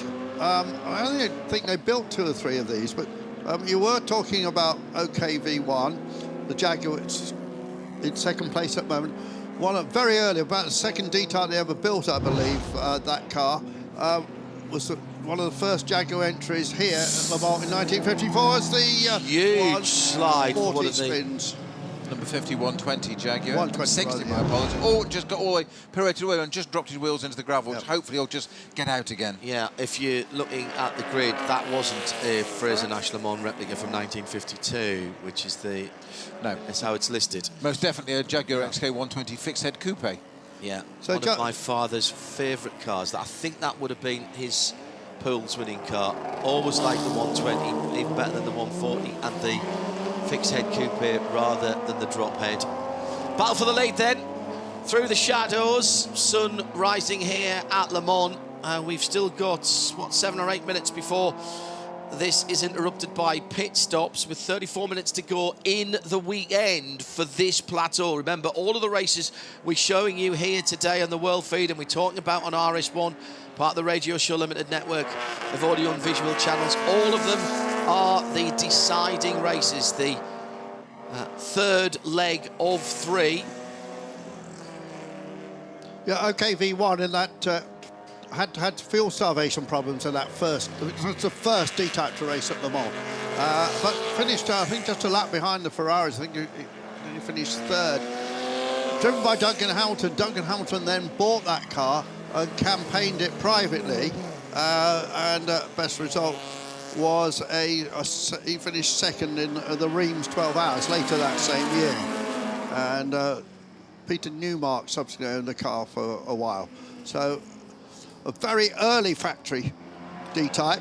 Now the Richard Bradley's dropped a little bit back on this this last sort of half of this lap, third of this lap, and it's not for the lack of trying. No, as he's slingshotting the Maserati through the Ford chicane. He was a full second and more ahead of them went in the first sector. In the second sector, which is mainly flat-out blast. So the first sector is from the start-finish line to just before Tertre Rouge. The second sector is all the way down the Ligne droite and Nadia, the Mulsanne Straight, to just beyond, or just going into Mulsanne Corner. And then the third sector is the rest of the track, obviously. And he lost 2 seconds in that long draft. So maybe the Mazda, not quite with the top speed of the 2 cars he's chasing, maybe he's just nursing that car and its tyres for the second half of the race. Unless he got caught up in traffic on Maybe. the chicanes before that, and therefore... That's a fair point. That is Sabre spun. That is a very lovely sort of beige colour. So evocative. Mushroom. It's a 93 mushroom, I like that. 93B. This is a 3-cylinder 748cc machine. Miles Poulton and Peter Fisk. And 2-stroke, of course. Yeah, which means no engine braking, which is probably what caught him out. I've driven a rally version of those many years ago. Oh, they were great rallies. One of the lads at Wickham and District Motor Club, of which I was a member, my early competitive days, doing road rallies and stage rallies on the maps in those days, much like you, Andrew. Yeah. And it literally was the ring-ding-ding car, because that's what it sounded like. That's a perfect description. Absolutely. Yes. Yeah. Yeah. And they Crazy had frog. They had a yes, it was, and they had a sort of a big flywheel as well to store energy. Yeah. Very interesting when you lifted off. Well, Rennie Arnaud. Rennie Arnaud overlooking. Just climbed out of this car. The number 51, Yeah. this car is in the pit lane. The Renault 4 horsepower, the 4CV 1066 from 1953. Another small engine car, 750cc, Jean-Pierre Prévost and René Arnoux. Former Grand Prix winner. Famous for that battle, of course, at Dijon. Which was 44 years ago this weekend. And was for 3rd place or something. Yeah. Second place. Second place. It wasn't even, I knew it wasn't for the lead. Yeah, Jabouille won it. Yeah, Jabouille was off in the distance, wasn't he? Yeah. But that wasn't the point. No. It was honest. And I remember talking to him at a Passioni event, Ferrari, a couple of years ago, probably a bit longer than I think, probably 5 years ago, of that very battle. And he said he had absolutely not the slightest fear because he trusted Gilles 100%. Crazy, he said he'd never put you in danger. Change of lead, by the way.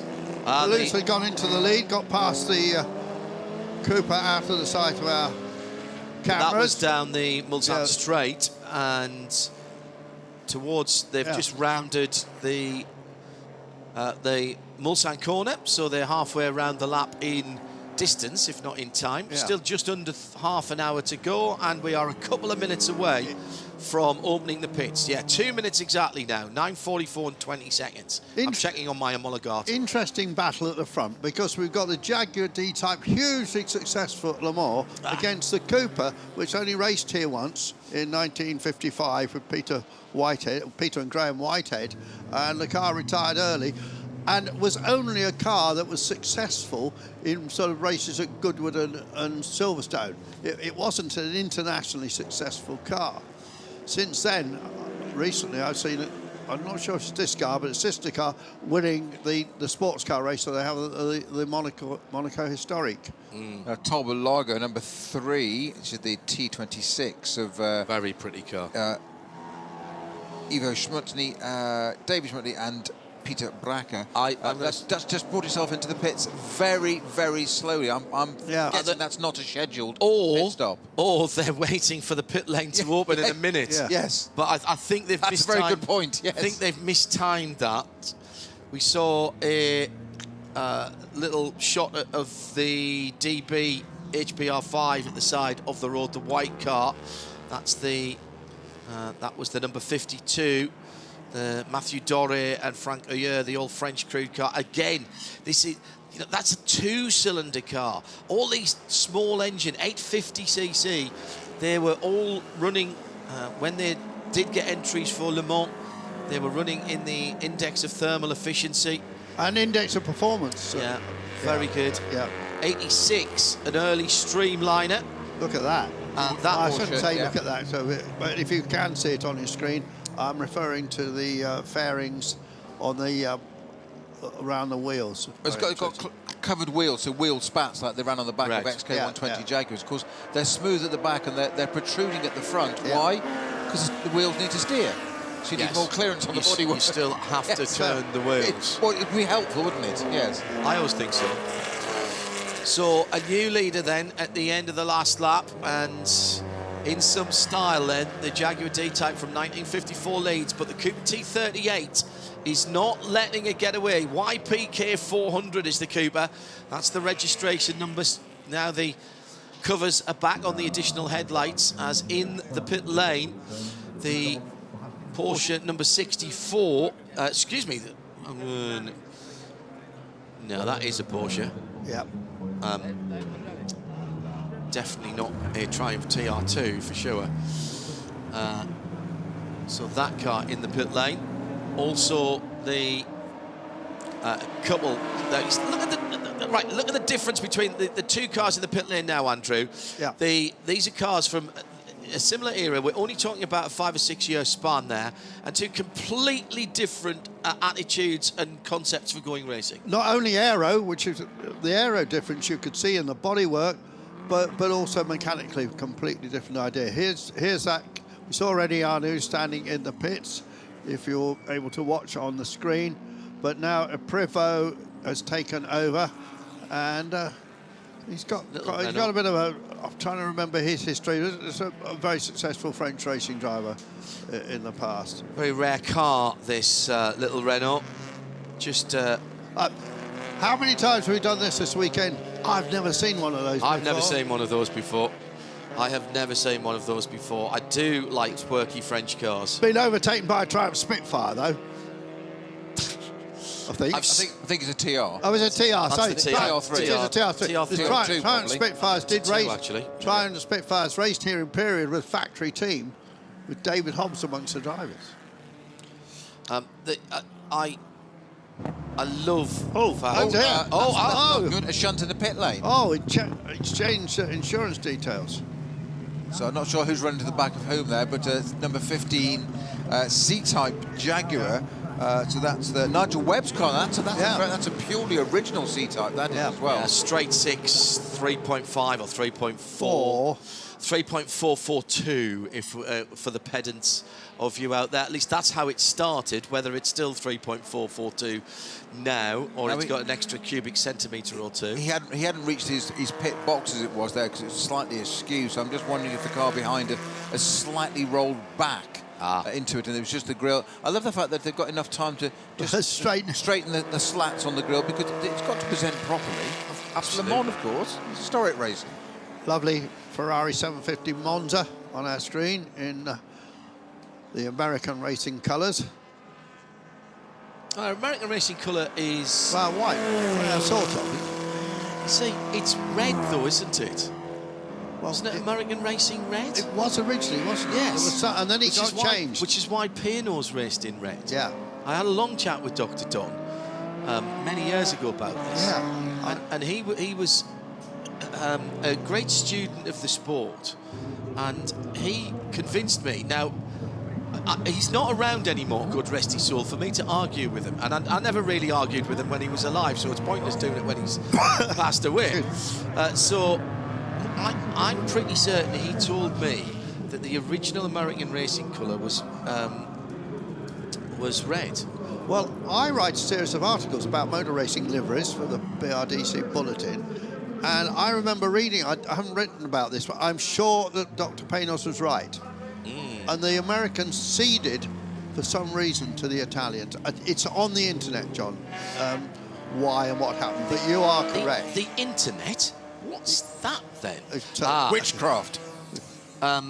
So in 1900, blue was assigned to France, yellow to Belgium, white to Germany, red to the United States. Yeah. And Italy didn't adopt the racing red until a red Fiat won a Grand Prix race in 1907. Dr. Don was absolutely right. The man without whom I would not be sitting here right now. Right. It's as simple as that. Race a glass of Atlanta-grown red. Yeah, Georgia-grown red. He did enjoy a glass, did Well, they tried to grow. He'd have loved this, by the way. He would have would done. have loved this. In the pit lane now, another tranche of cars coming in for their compulsory pit stop, including the Oscar MT4 from 1955, another relatively small engine car, 1342 cc car, the Italian Carlo Incerti. Is that not the model of Oscar that Stirling Moss won, surprisingly won the Sebring 12 hours in? I think it is. Here's our leader into the pit lane. So that the Cooper's gone through. So is there an element of the overcut going on here? Yeah. A word that was not invented in the times that we're talking about. Clean of the windscreen, Yeah, which means actually using... Oh, hang on. He's using a pink microfiber cloth to clean the windscreen. Surely it should have been a chamois leather. You'd have thought so. I bet there's history, though. There's some history there. There'll be something on the file, won't there? Ilmont is in the pit lane. They're looking at the left front suspension with a trolley jack underneath. Put some axle stands underneath there, guys. Thank you. Oh, yes. Yes, well done. Noticed Lucas staying in the car, wasn't he? Yeah. In the daytime. Yeah. Now, Richard Bradley was one of the first to pit there at the top three. Yes, he was. So he'd be in and out sorted. So, and he's staying in that car yes. for this run, is he? Yeah. But he is 17 Richard Wilson's seconds not behind. driving. No, he's not on this one. So the Mazda came in, what was the fourth place Aston Martin came in, and the lead Jaguar came in. The two Coopers are running a different strategy, let's say, on a Grand Prix Sunday. 20 minutes to go. And a problem at the first chicane, the Daytona chicane, for a moment. It was the number 60 car, which is... That's David Drinkwater's wife down there, who's been very much part of this project as the Saab goes rallying. Again. Of course it does. British registration number, XVK. XVK is a Northeast number, originally. British drivers. Saab ensuring that there's plenty of gravel on the track still. There was some there already, just adding a bit more to it. DB pattern. I talked yesterday about how well the paddocks are laid out. Oh, yeah. And how the groups of cars, particularly this is illustrated by where all the various different DB Panhards are laid out, are lined up. And you can just see the progression of the DB Panhard as they battled here to win the index of thermal efficiency every year. They appeal to you, though, don't those DB Panhards? You like They do. They're silly, aren't they? I love the idea. I wasn't suggesting that, but they obviously appeal to you. I mean? Sorry, John. I really enjoy the idea of the small, the micro cars in some respect of their days, the K cars as the Japanese would call them. So all these under 1 litre or round about a 1 litre up to sort of 1500 cc, and that in particular here in the continent of Europe, there were good right up until relatively recent times. There were good tax reasons for that. You got tax breaks, Andrew, on various cars. I know some of the Alphas that weren't sold in the UK, they had a weird engine. Some of the Peugeot and you know, I had a 1219cc Talbot Samba, which was based from a Peugeot 104. Yeah. And there were tax breaks for under 1300, under 1600, under 1750, those types of things. And it kind of it appeals to me, Peter, these little 2, 3 and 4 engine cars at round about 1000cc. But of course, what you could do in those days which was part of all that sort of subculture, if you like, of post-war development, of trying to do things on the cheap. Wasn't because doing it on the cheap to save money. It's because there was no money around post-war, so because it cost so much. So you had you had purchase tax, for instance. So long before we had VAT. So it encouraged what we now call the kit car. Yes, self-build. Self-build of, take a standard engine, let's just say a Ford, a BMC in the UK, or similar engines in France, Italy, etc., wherever you're based in Europe at the time. But you could buy a relatively simple chassis with possibly a glass fibre body, be say a 1 litre engine, whatever, and you could go and have a fairly sports car, because we'd also had pretty oppressive times during the war, so people wanted a bit of performance, a bit of life, a bit of colour in their life. Bit of verve. Yeah, and a bit of colour on the cars as well. And you sidestep the car tax. The exactly. Which was a significant amount in the UK. That was a significant amount of the car's purchase price. There was, long before VAT, there was purchase tax and car tax. And if you built it from a kit of parts, or go down to a scrap yard and find an old Triumph Herald and use the chassis from that, buy an engine or buy a body kit and bolt it on together. And Lotus did that a lot, and Gilbert, Yeah. the Welsh car. Yeah. Very light, drove an Invader. Gilbert Invader. Dad had one of those. Had a V6 Yeah, that's it. Ford engine. Ford engine. Very Of course, nicely balanced car. V6 Ford This is the engine's car very that, of course, inherited the lead when the Now in the pit lane. Halusas came in.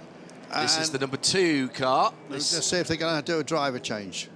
Yes, they are. And it was Wakeman driving the car, and Pat is getting in now. No, he's not. He's staying in. He's No, there. Look, he's taking his PPE. seat insert away. So PPE is staying out. Yeah, Wakeman owns the car. He's been doing very good lap times. He brought his seat insert out ready to go, jump into YPK 400. Is that a very, very dark Green. Yeah. green? Yeah, it is. So it's got not black. It's got Not black. It's got a D-type engine in it, of course. It's a 3.4 litre That D-type. is absolutely outstanding. Right, here is the battle for the lead then. The D-Type OKV1, the number 16, is heading to the start-finish line and will take the lead. Now, one of the advantages is that he's up to speed.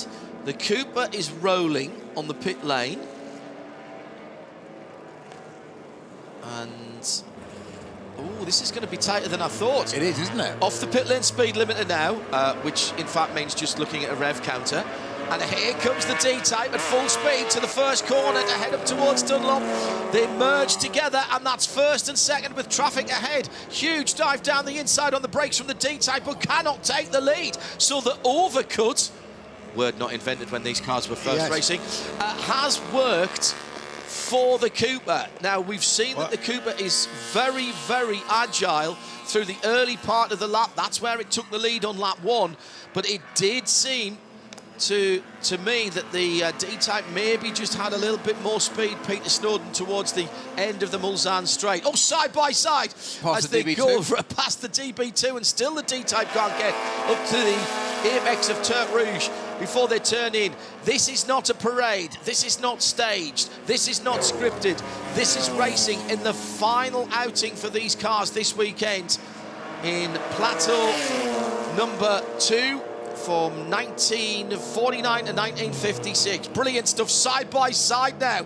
Then the D-Type has to drop back in to get the draft, to get the slipstream. Watch out for the traffic. Still tries again, not on the optimum line for the right, left, right Daytona chicane. There was a glance in the mirror from Frederick Wakeman. Now, perfect timing for the Cooper there, coming out of the pits, just going up into a bit of traffic into Dunlop chicane. If that had been seconds later, it wouldn't have worked. However, what have we done here? The D-Type, Halusa, has got his eye in. He's done a lap again already. Doesn't matter what you think. That is a break when you do a pit stop. You do need to reset again. That, I guess that's why Fred Wakeman stayed in that car, because he's got his eye in rather than putting PB in it, who's a great driver, don't get me wrong. But Fred owns the car. Fred's got his eye in. This isn't racing. This is war now. Yeah. Down to the second chicane from the middle of the road. Fred Wakeman glancing in the rear view mirror, which is mounted on top of the bodywork. Nothing to obstruct that view. Big slide by... Which Halusa did we put in that, did you say? Lucas. Lucas, OK. So Nicholas not getting... or did Nicholas start the car? No. I thought that's the same helmet, isn't it, that started the car. So Lucas having the final go in this car down to Mulsanne corner, and now that's... I think that might be significant, because that's where the lead changed last time. Very much better on the brakes. The D-Type into the right-hander at Mulsanne corner. Traffic coming, Andrew. Is this an opportunity? I think it is. Let's just see what happens through the kink. Remember, of course, that in the overall standings, the Halusas are way in the lead. So he doesn't actually have to overtake him to take the overall trophy, but I'm sure he's going to try very hard. There is a podium for each of the races within the plateau, and there'll be an overall podium later on. Through the traffic now, the Saab 93 may be causing a bit of a problem. As they go side by side, that was 3 wide into the left-hander down at the bottom of the banking of Indianapolis. This is exciting stuff. The pit window has just closed. We've had a spin from the number 9 car, which was the leading car in GTS 7A. That's the XK120 OTS, the Ward car. The Wakeman car did a very fast pit stop. I just wonder if they were in the 1 minute 30. Maybe they timed it to perfection, but I think they made up time in the pit stop. Coming to the Porsche curves. These cars look tiny on the road. When we pulled up this morning and parked over by the stadium, we were joined by one of our press colleagues in his Renault 4, and that fit perfectly into the bay, and there's plenty of room around us. He's parked next to us. We could almost have got another one in there. These cars reveling in the, for them, wide open spaces of Le Mans. Yes, the Porsche curves are a difficult part of the circuit, and there's not much runoff there. There's not much that the ACO can do because there's a couple of bridges there. They can't extend it anymore, but somehow these cars look like they've got plenty of space past the Lancia Aurelia and down towards the end of the lap and down the inside at the Ford chicane, using the better brakes of the D-Type from 1954, and through to retake the lead with 11 minutes to go. Lovely, lovely pass there by the Halusa D-Type. Halusa in behind the wheel, in fact, at the moment. So Fred Wakeman's got to keep his dander up here, not go to a low ebb. When you get past like that, it's very easy to go, oh, it's done now. Got to maintain that gap, otherwise it will pull away. It's a psychological thing. It's the absolute reverse of when you can't see the car in front and all of a sudden you can sense the gap, you get a visual, you find something extra, you dig deep, you find that bit more, and all of a sudden you pull into the gap. The absolute reverse can happen here when you're suddenly overtaken. You drop. It's a low ebb almost, psychologically, and Fred needs to make sure that doesn't happen now.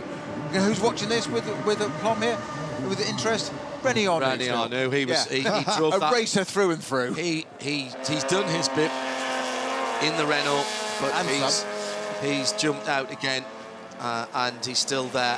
Fastest lap of the race, by the way, on lap 2 was the Lucas Halusa lap, 5 minutes flat. 5 minutes. I'll not bother about the .063.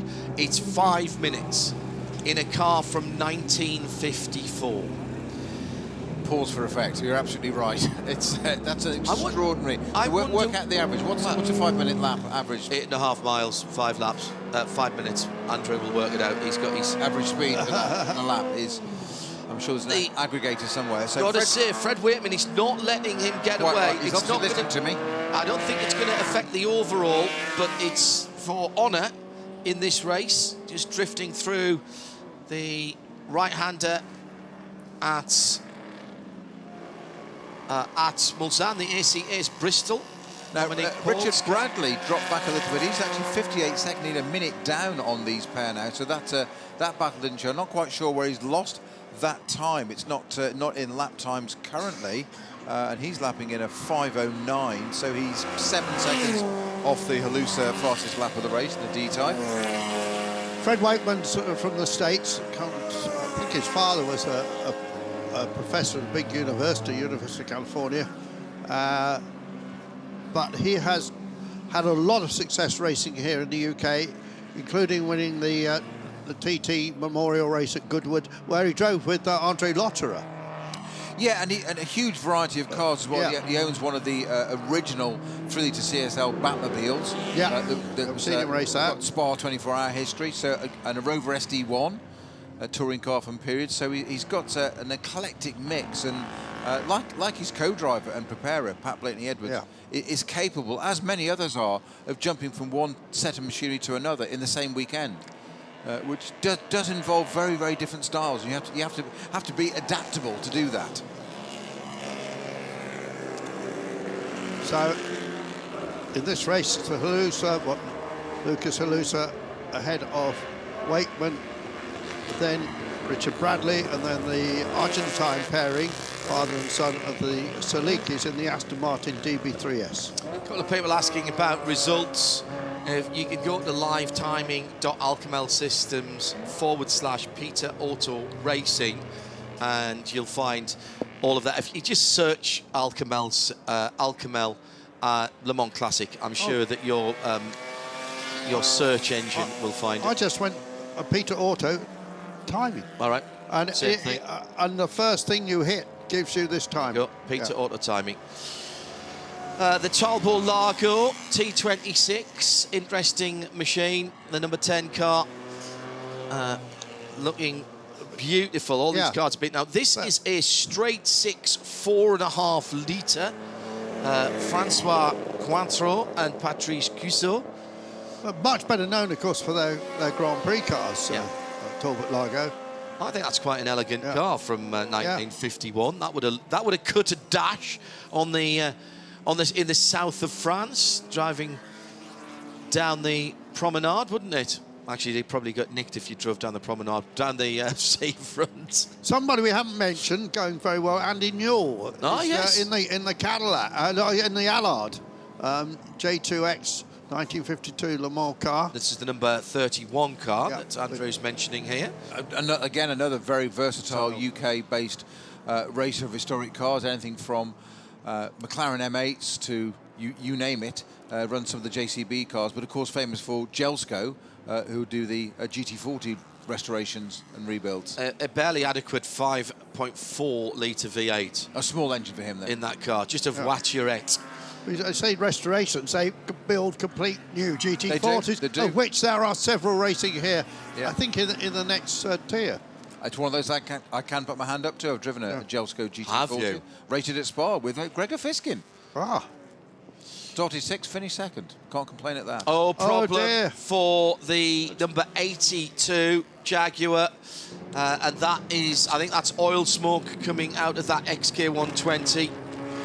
They did build 6 lightweights with aluminium bodies of the XK120 competition versions.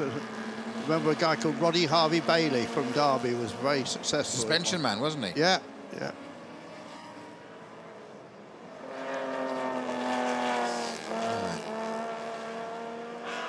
Keep getting a look at that Aero car, which I think we mentioned was a Porsche. And I don't think it is. I think it's one of the Aero Minor Sport 750s. Are they from the Czech Republic? I think they are. Yeah, and I believe they are. Old Czech driver lineup for both of those with a flat 2 750cc, 744 actually. Well, Czech Republic's changed its name now, hasn't it? No, it is the Czech Republic now. Oh, it used to be something else. No, I think it's Cheshire. They call it Cheshire or something. I've got another smoking car. That's the car we were talking about, isn't it? The Allard, just a moment ago. Yes. Now he's just gone off and had some damage there because there's the bonnet is slightly out of shape on the front right side and excuse. He's gone off. Indianapolis, that was. Has he gone off on his own oil, maybe? Potentially so. We've all done that, haven't we? And I've noticed that Fred Wakeman's dropped back a little bit. He's 4 seconds adrift from the Halusa D-type now, with just under 5 minutes to go. Come to 4 minutes to go, indeed. Sorry, little sigh from me as the leader goes past a absolutely beautiful Mercedes-Benz SL 300 Coupe with the straight 6 3-litre engine, the classic engine for me. Straight 6 around about 3 litres. Yes. Yes, yes, yes, and yes. Yeah, there's a company in Germany called HK Engineering, and they just specialise in gold Mercedes-Benz. They work out of some old station or something strange like that. There's 3.5 minutes to go. They've not called this as the last lap yet. I think there may be one more lap. Now, I hope that's going to work. This has been a pretty quick race here. The first 3 cars are all lapping in the low 5 minutes. 5 minutes, 0.5 for the leader last time, 5:02 for second, 5:07. The best lap of the race was 5 minutes exactly. Into the pit lane for the Allard, the bright red car with the very low slung headlights, and there is a a dent in the right front of that car, and He's gone into the barrier, gone to the soft tyres, hasn't he? Conveyor belting or whatever with that. A crease. I'm not sure that will.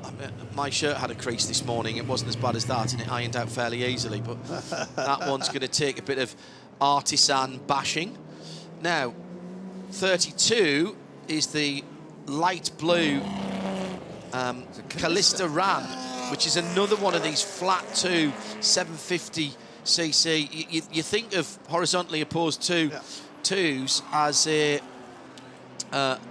motorcycle engine potentially. Interesting. Sorry, John, just to interrupt there. We're not need to interrupt, but Fred Waitman suddenly caught up. That 4-second gap is down to 1 second now, and Alusa has just put his hand up in that D-type. Whether he was acknowledging something or not, I'm not sure, but that 4-second gap is now 1 between first and second. I think he was held up. Nigel Webb's Jaguar C-type there, getting a little touch from the another Mercedes-Benz, Christian Plesdorf, as they were coming through. As well as his pit lane incident being run into. It's got a magnet in that car. Exactly. It's aluminium. I think our leader was in a trouble there. Well, he put his hand up, but it's... and he's having to go around the Renault.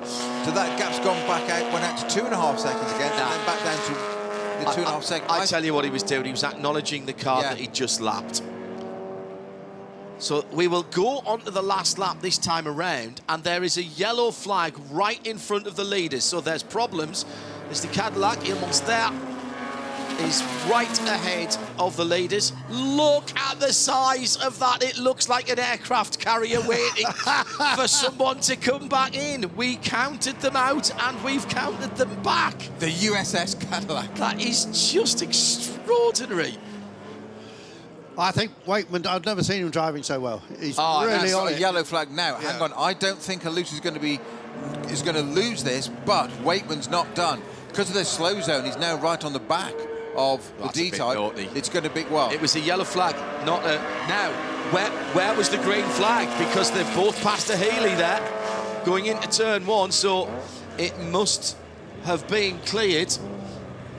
A couple of people picking up penalties for crossing the pit lane exit, white line.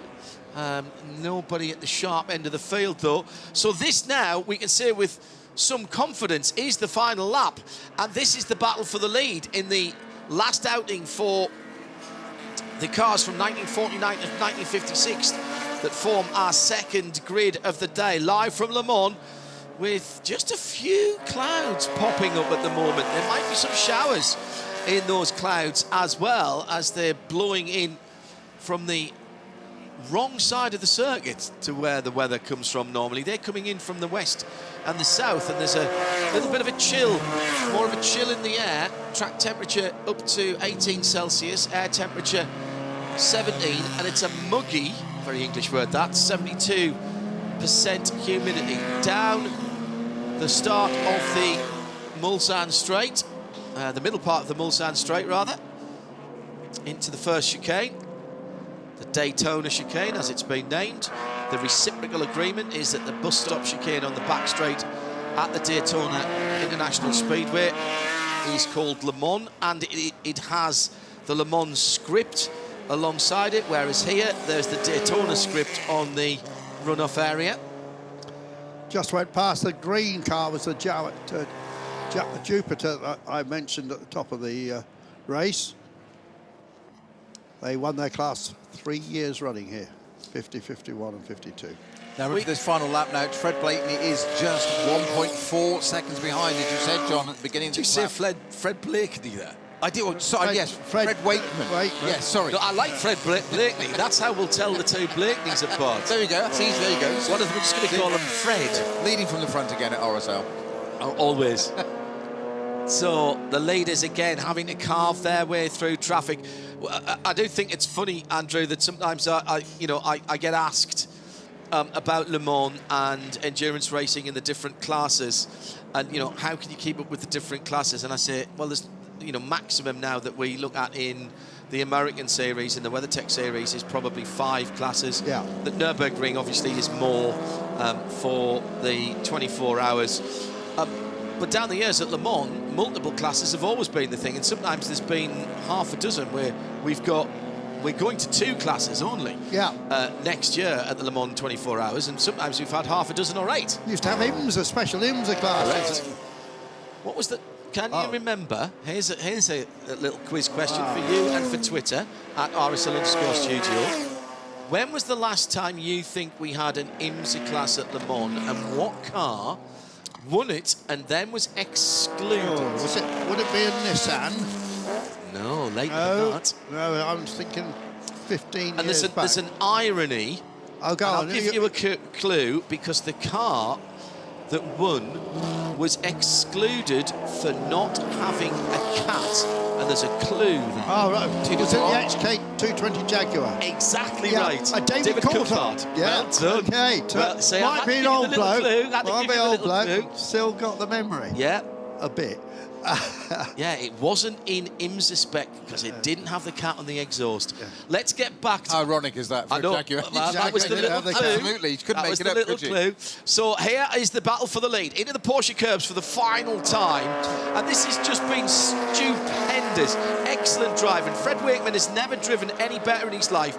He is fewer than 10 cars lengths away from a victory in this plateau. If he's going to do it, he's going to have to get somewhere near towards the end. Now, we've already seen the last time around how good that OKV1 D-Type is right on the door handles, if it had them, coming through the final part, through Corvette Curve and down towards the Ford Chicane. I think it's going to be a bit too much to add, but more than a little golf clap here as they come past. Is that one of the Panhards? He's having a look.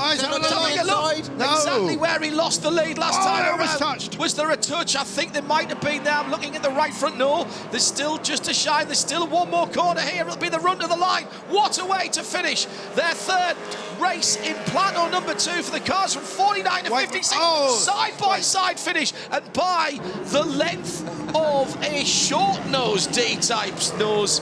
My goodness, that's a win for the Halusa family Jaguar T-Type. It's 0.130 of a second on the end, and there's a punch of the air in delight. That was earned, that was brilliant, and for me, Fred Wakeman has not driven any better. It will be 3rd for Richard Bradley in the Maserati 250S. But what entertainment, Peter. Well, what a way to finish the race there, but what a fantastic touch there. Those 2 competitors alongside each other. Fred Wakeman gets alongside, look across at him, and what does Nick Halusa do? Thumbs up together, the pair of them, as in, that's a battle, and for the race win. What a way to win a race there by, isn't it, 0.13 of a second, a 1/10 of a second, after 43 minutes of racing around and a pit stop. Le Mans. And you have to say that it was quality tactics and strategy by the Cooper team with Fred Wakeman. Fred started the car, went 1 lap longer than the D-Type, and that was a clear lap, and he got a very, very good lap in there and was able to get out ahead. Couldn't ultimately hold on to the lead, but give it all at the end. Brilliant stuff. There goes the monster. There goes the monster finishing behind Richard Bradley, who's confirmed in 3rd position in the Maserati 250S. That wins its class, the TSR 5A, TRSC 5A. It will be one of the lovely... it will be the Fesdorf Mercedes-Benz, the 73 car that had the little touch on the Jaguar early on that wins its class.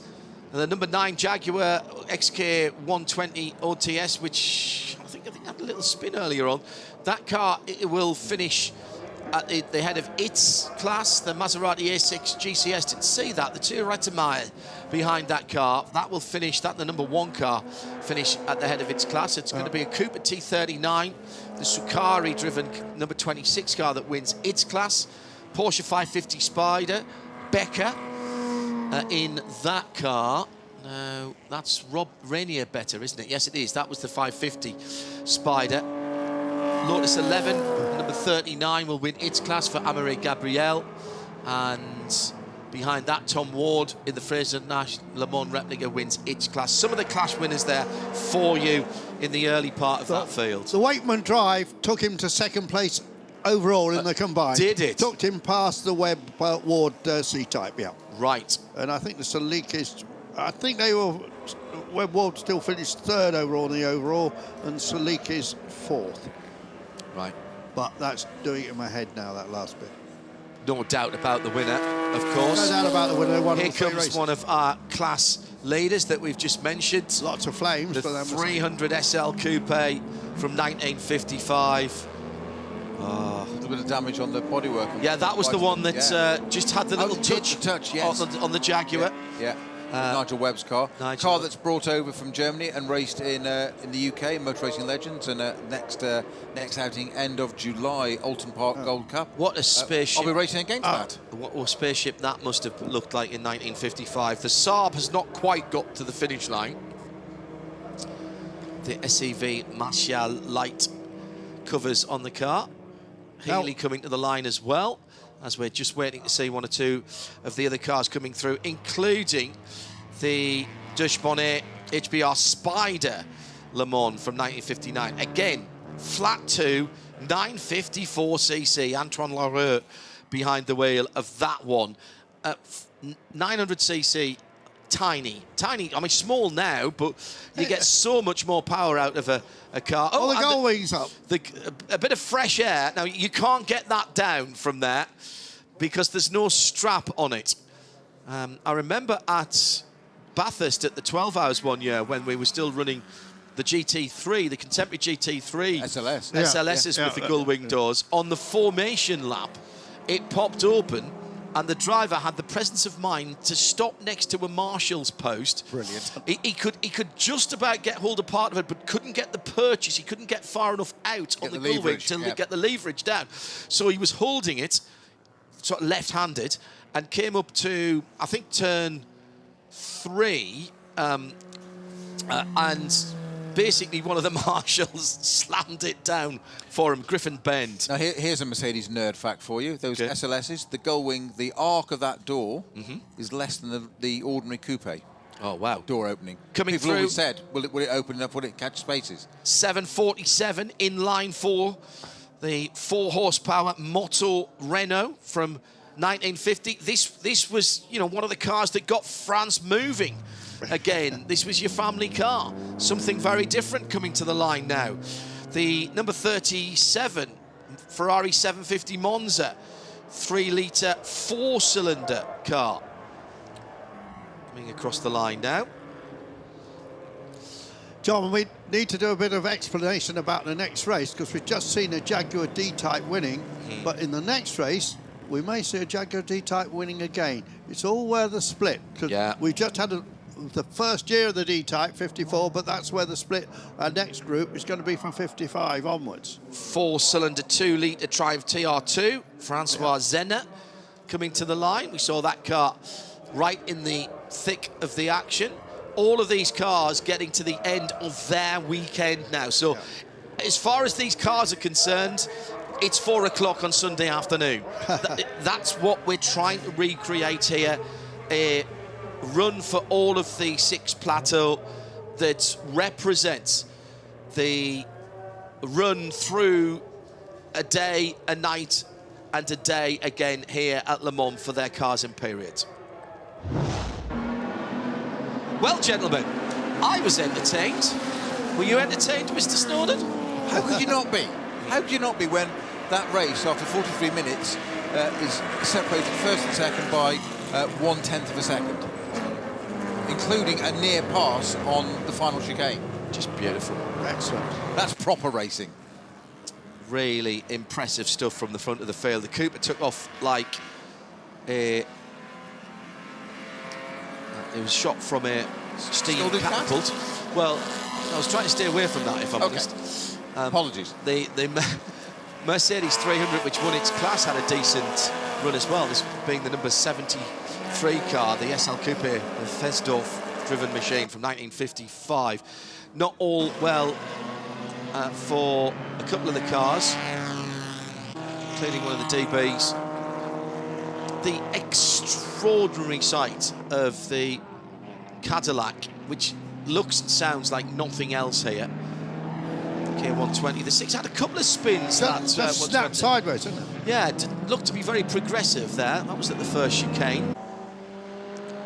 Just beautiful watching the variety. The Saab was entertaining as well, but fortunately it had reflective tape on the back, so it was fine. The race developed into a two-car, two-team battle between two cars with similar engines, actually. The Jaguar D-Type and the Cooper T38 from 1954 and 1955, so very much cars that would have raced together in period. Very evenly matched, and both drivers doing the whole race. Not sure that was the plan for Fred Wakeman. He started the race. His co-driver was ready to get into the car, but was waved away come pit stop time. And I don't think you can argue with that decision, to be honest, Andrew, because in the second half of the race, Fred was absolutely mighty and almost nicked the victory at the end. There was a little hand up from Klaus Alusa there as they came to the line. I think he was worried he might have just chopped across the nose of the second place car. There was an overlap at the line, but not quite. I tell you what, if the finish line had been another, what, 30, 50 metres? It might have been a different story, but there we are. That was the result. And here is confirmation. So in this race, Lucas Alusa, I'm not sure who drove the car in the night, so we'll probably need to go and check that. Wakeman, Blakeney, Edwards, and then Richard Wilson. We go through this large. Alan Rueda, we didn't mention, he was in a great big rumbling. Cunning C4, yeah. He loves these big American cars, so Swiss, who are actually based in Cincinnati. I think that might have been the biggest engine in the race. That was 5.562, actually. So that was even bigger than the Cadillac. I don't think anything else. There was a 5-litre Lister Nobili Chevrolet in there. Yes. But I don't think, from a quick glance and from memory, there was anything bigger than the 5.5. The Monster came 41st. And it did finish. It did have a problem, but they we'll love to see it. We'd love to see it. Yeah.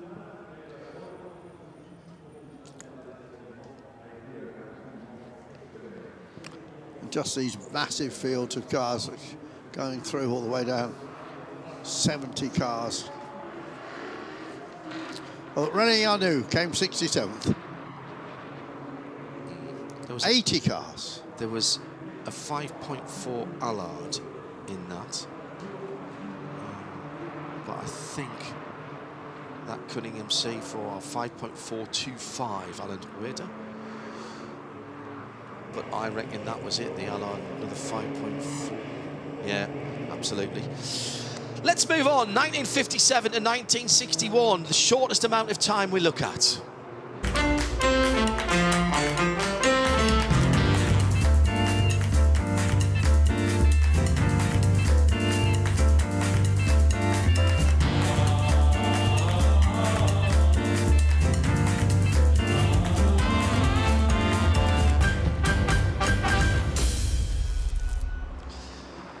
So we move on to the plateau, which has been titled The Good Life, La Dolce Vita, Ferrari, Jaguar, Panhard, Lotus 11, very different cars in just a span of 4 years, from 1957 to 1961. So Lister Nobilis and Aston Martin DP212s in this race.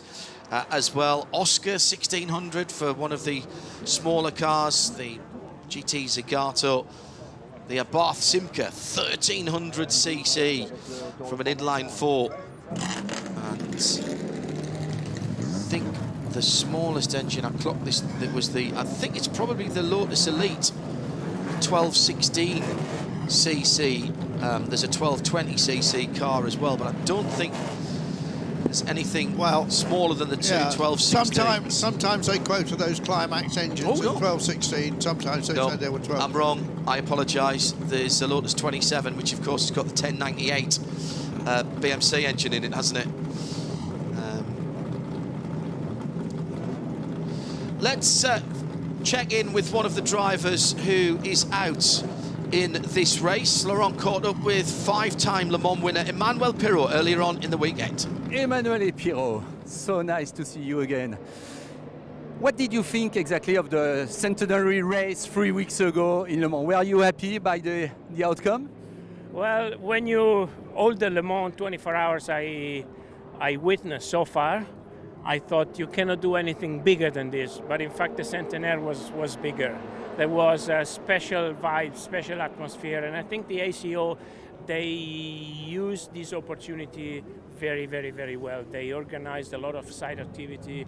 They gathered, I think, more than 60 Le Mans winners, which is something that will never happen again in the history of motorsport. They put them in the museum, which was a dream to watch. So, and also, and this I have to say it's a coincidence, but a lot of manufacturers, they came back to compete in the WC and Le Mans. So this was, let's say, an extra treat for all the spectators. So it was an unforgettable weekend. Ferrari won, which I think it was good for the whole motorsport. Sorry for Toyota, sorry for Porsche, sorry for all the others, but I think a win of Ferrari meant a lot for the motorsport as a whole. I don't say it as an Italian, but in general. And so it was just a perfect weekend. And 3 weeks later, for you, it was logical, natural to be here for Le Mans Classic? Well, Le Mans Classic, it's a must for me. It's so special. Not only you see a very large number of old cars, but you live a special atmosphere. So it's not only about historic racing, but this is also historic ambient. You know, the paddock, the way it is, the distance between the fans and the cars and the driver is so close, like it was in the old days. So it's really special, and I have to say, looking at the number of people, I'm not the only one thinking like this. What cars will you drive this weekend? I drive a very, very beautiful car, which is a Ford GT40. I also drive a Lister Jaguar, and then in the Le Mans winning cars parade, I drive the Alfa Romeo 8-cylinder. So very, very special car. Thank you, Emmanuel. Thank you. He's a very lucky man, but a very talented driver. The distinctive red, white and blue helmet of Emmanuel Pirot behind the wheel of the very lovely Hans Hugenholtz. Lister Costin, isn't it, that car? Yeah, they had problems in the first race, didn't they? And they did. Retired, so not in with the overall, and I'm not sure where they're starting from.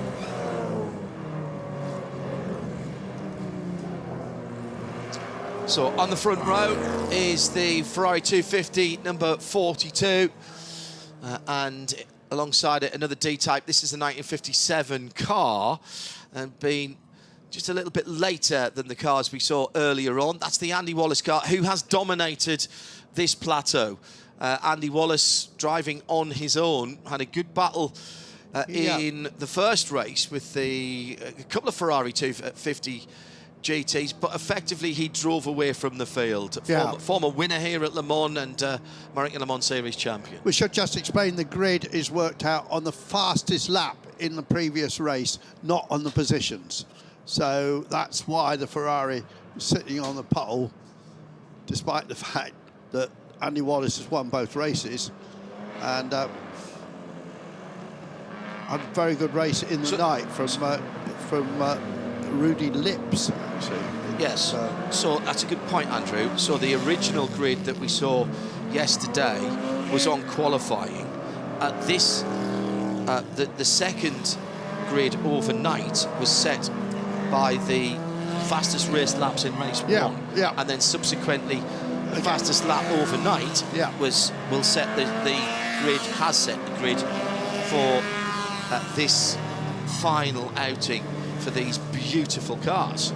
In the night, the Lister flat iron, which was very competitive in the race we saw yesterday, that also faltered, so that's way down the field. So we might see that coming up. That would be one to watch. And it's called a flat iron because? You asked me that question yesterday. I didn't. You sidestepped it. And I'm going to have to... The stupid thing is I do know the answer, I just can't record it at the moment. Isn't it something to do with the shape of the car? Yeah. I mean, it's an earlier Lister than most of them, I think it is exactly that, as is the Knobbly, got its name yesterday. I like that was the nickname given to it by the wife of the designer. Oh, that looks a little bit knobbly, and that stuck. So I'm sure you're right, John. The flat iron refers to the shape of the body, but quite who gave it the moniker, I'm not sure, but I'm convinced that's its origins. But I am sure that. I lean on you two for this sort of stuff. I feel like I'm doing the lion's share, but I think it's time that Andrew did a bit as well. We can tell you that Bruce Halford and Brian Naylor raced the car at Le Mans in 1959. We know all that bit. We want to know why it's called a flat iron. I do the excitement and the drama. Yeah. You guys do the actual facts. I don't need to carry facts around in my head. And that, ladies and gentlemen, is called teamwork. Yeah, we've had a few facts, but this is not one. The problem not necessarily in the right order. Out there, somebody's going to know. We need them to tell us, don't we? We absolutely do. So, what are these commentators doing? They don't know what they're talking about. Hello to everybody on the English language stream and to our French commentators, John Hindorf, Andrew Marriott, Peter Snowden. And as you can see, we've got everything sorted. We made sure we've got a good supply of coffee for this weekend. Thanks, Tub. Keeps us going all the way through this weekend. And our little coffee machine, we're just making a brew now before we get things underway for this third plateau of the weekend. The final opportunity for these cars to take to the 8.5 miles of the Le Mans 24-hour circuit. And what a brilliant effort, by the way, by all of our camera crews and our production staff, which we're in a very small area here by the collection area, and particularly our camera operators who've had to put together all of their work in varying conditions. Laurent and the rest of the French team, Julien in the middle, and very good to see our French colleagues. Laurent did all the interviews for us, Laurent on the left-hand side there with the green shirt on. Tells me this is his last commentary. I do not believe that for a moment. Former leading light at the Motors TV concern. He and Fred Vigier working very close together to bring us all that brilliant content a few years ago. And I cannot believe that LFB's going to step away. Yeah, more comebacks than Sinatra. Just with the flat iron. Here we go. Here we go. No, you don't. No, you don't. No. But the great thing about the flat iron is the car that really put Jim Clark's name. You know, he raced it for Border Reavers, and that's what really started to make him was this particular car. He raced a couple of other cars before that, but this was the quick car that really put Jim Clark, one of the greatest racing drivers of all time, for me, the greatest racing of all time, on the map. But I'm not sure you can have the greatest. Well, of course, it's difficult, isn't it? But certainly one of uncontested. He was the greatest of his time. And somebody I knew, and I was there the day he was killed, and it took a... Were you? I was at Hockenheim. I was reporting the race for Motoring News, and I took a picture of him the lap before he crashed. Took a photograph of him, which I've got... belted into the car by Dave Beaky Sims. Exactly. Exactly. It was there. Am I right in saying was Max Mosley in I was that just race? It was Max Mosley's first Formula 2 race. Yes. I was running them. I was not only reporting it for Motoring News, I was also running the London racing team, Chris Lambert and Max Mosley. And Chris, who subsequently died at Zandvoort, told me that the lap before Jim Clark died, he'd waved him by. So he must have known there was something wrong with the car. Or the tyres. It was, nobody's been absolutely sure of us. The memorial out in the forest now. You have to actually go for a bit of a hike to find it. It's an interesting one. That's the unofficial proper one. Yeah. And there's another one in the stadium. Yeah, I've seen that one. Yeah. I've been out to the proper one. I know you have. And so have I when I was there for DTM. Special. I mean, just wonderful man. I mean, it's amazing how many great Scottish drivers are. Has anybody come with this flat iron? We got to solve this. I'm watching Twitter. By the way, the Jim Clark Museum up in the Scottish borders, much extended, has had receipt of lottery funds. Brilliant job done by everybody concerned there. always something to see. There's much more room for extra memorabilia in cars at Duns, just outside Duns in the Scottish borders. Worth a trip. 43 minutes on the clock. Stand by for the final action for the cars of Plateau 3, Grid 3, 1957 to 1961 is the era that we are in. It's Ferrari versus Jaguar and Aston Martin and Austin Healey and Lotus in the front few rows of the grid. This is magnificent. 1, 2, 3, 4, 5 abreast as they spread out, and the light-coloured Aston Martin DB4 GT starts to come through. There's the two silver 250s that were in lockstep in the early race yesterday. So the more GT Grand Touring cars, mixing it with the open machines that look far more like the prototypes of today.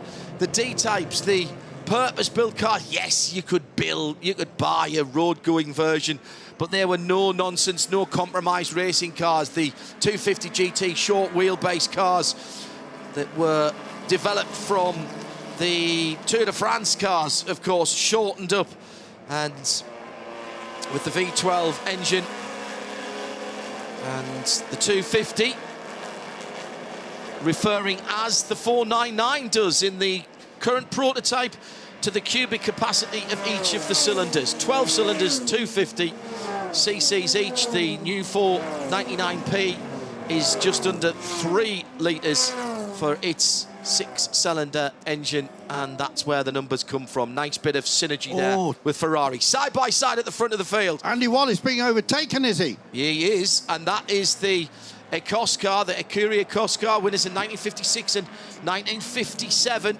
Gary Pearson at the wheel of that. Andy Wallace, winner of Le Mans in 1988 at his first attempt, 3 times winner of the Daytona 24 hours, twice winner of the Sebring 12 hours, and winner of the Petit Le Mans. Now, Gary Pearson has been overtaken by Gary Pearson. Yeah, well, Gary's a decent steerer. He is, yeah. He's also Mr. Historic Jaguar, isn't he? He is. Gary Pearson. And his father John and his brother John. Father John provides a lot of the historic racing tyres. In tyres. Third position is the Lister. The Lister Costin, I think, the 65 car. Yes, it is. That's the car from 1959. That's the Emmanuel Pirot car. Which is now getting in touch with those two in front. Yeah, I think we've got a proper race here, guys. We've got a yellow flag behind that battle at the entry to the Daytona chicane, so we don't need to worry about that. The very distinctive stripes, evocative of the Scottish Saltire, of course, Ecurie Ecos, for those who haven't worked out the translation. Scottish team. So what do you get when you put proper drivers in proper cars on a proper circuit? Proper racing. Proper racing. Proper racing, no doubt. Proper cubed.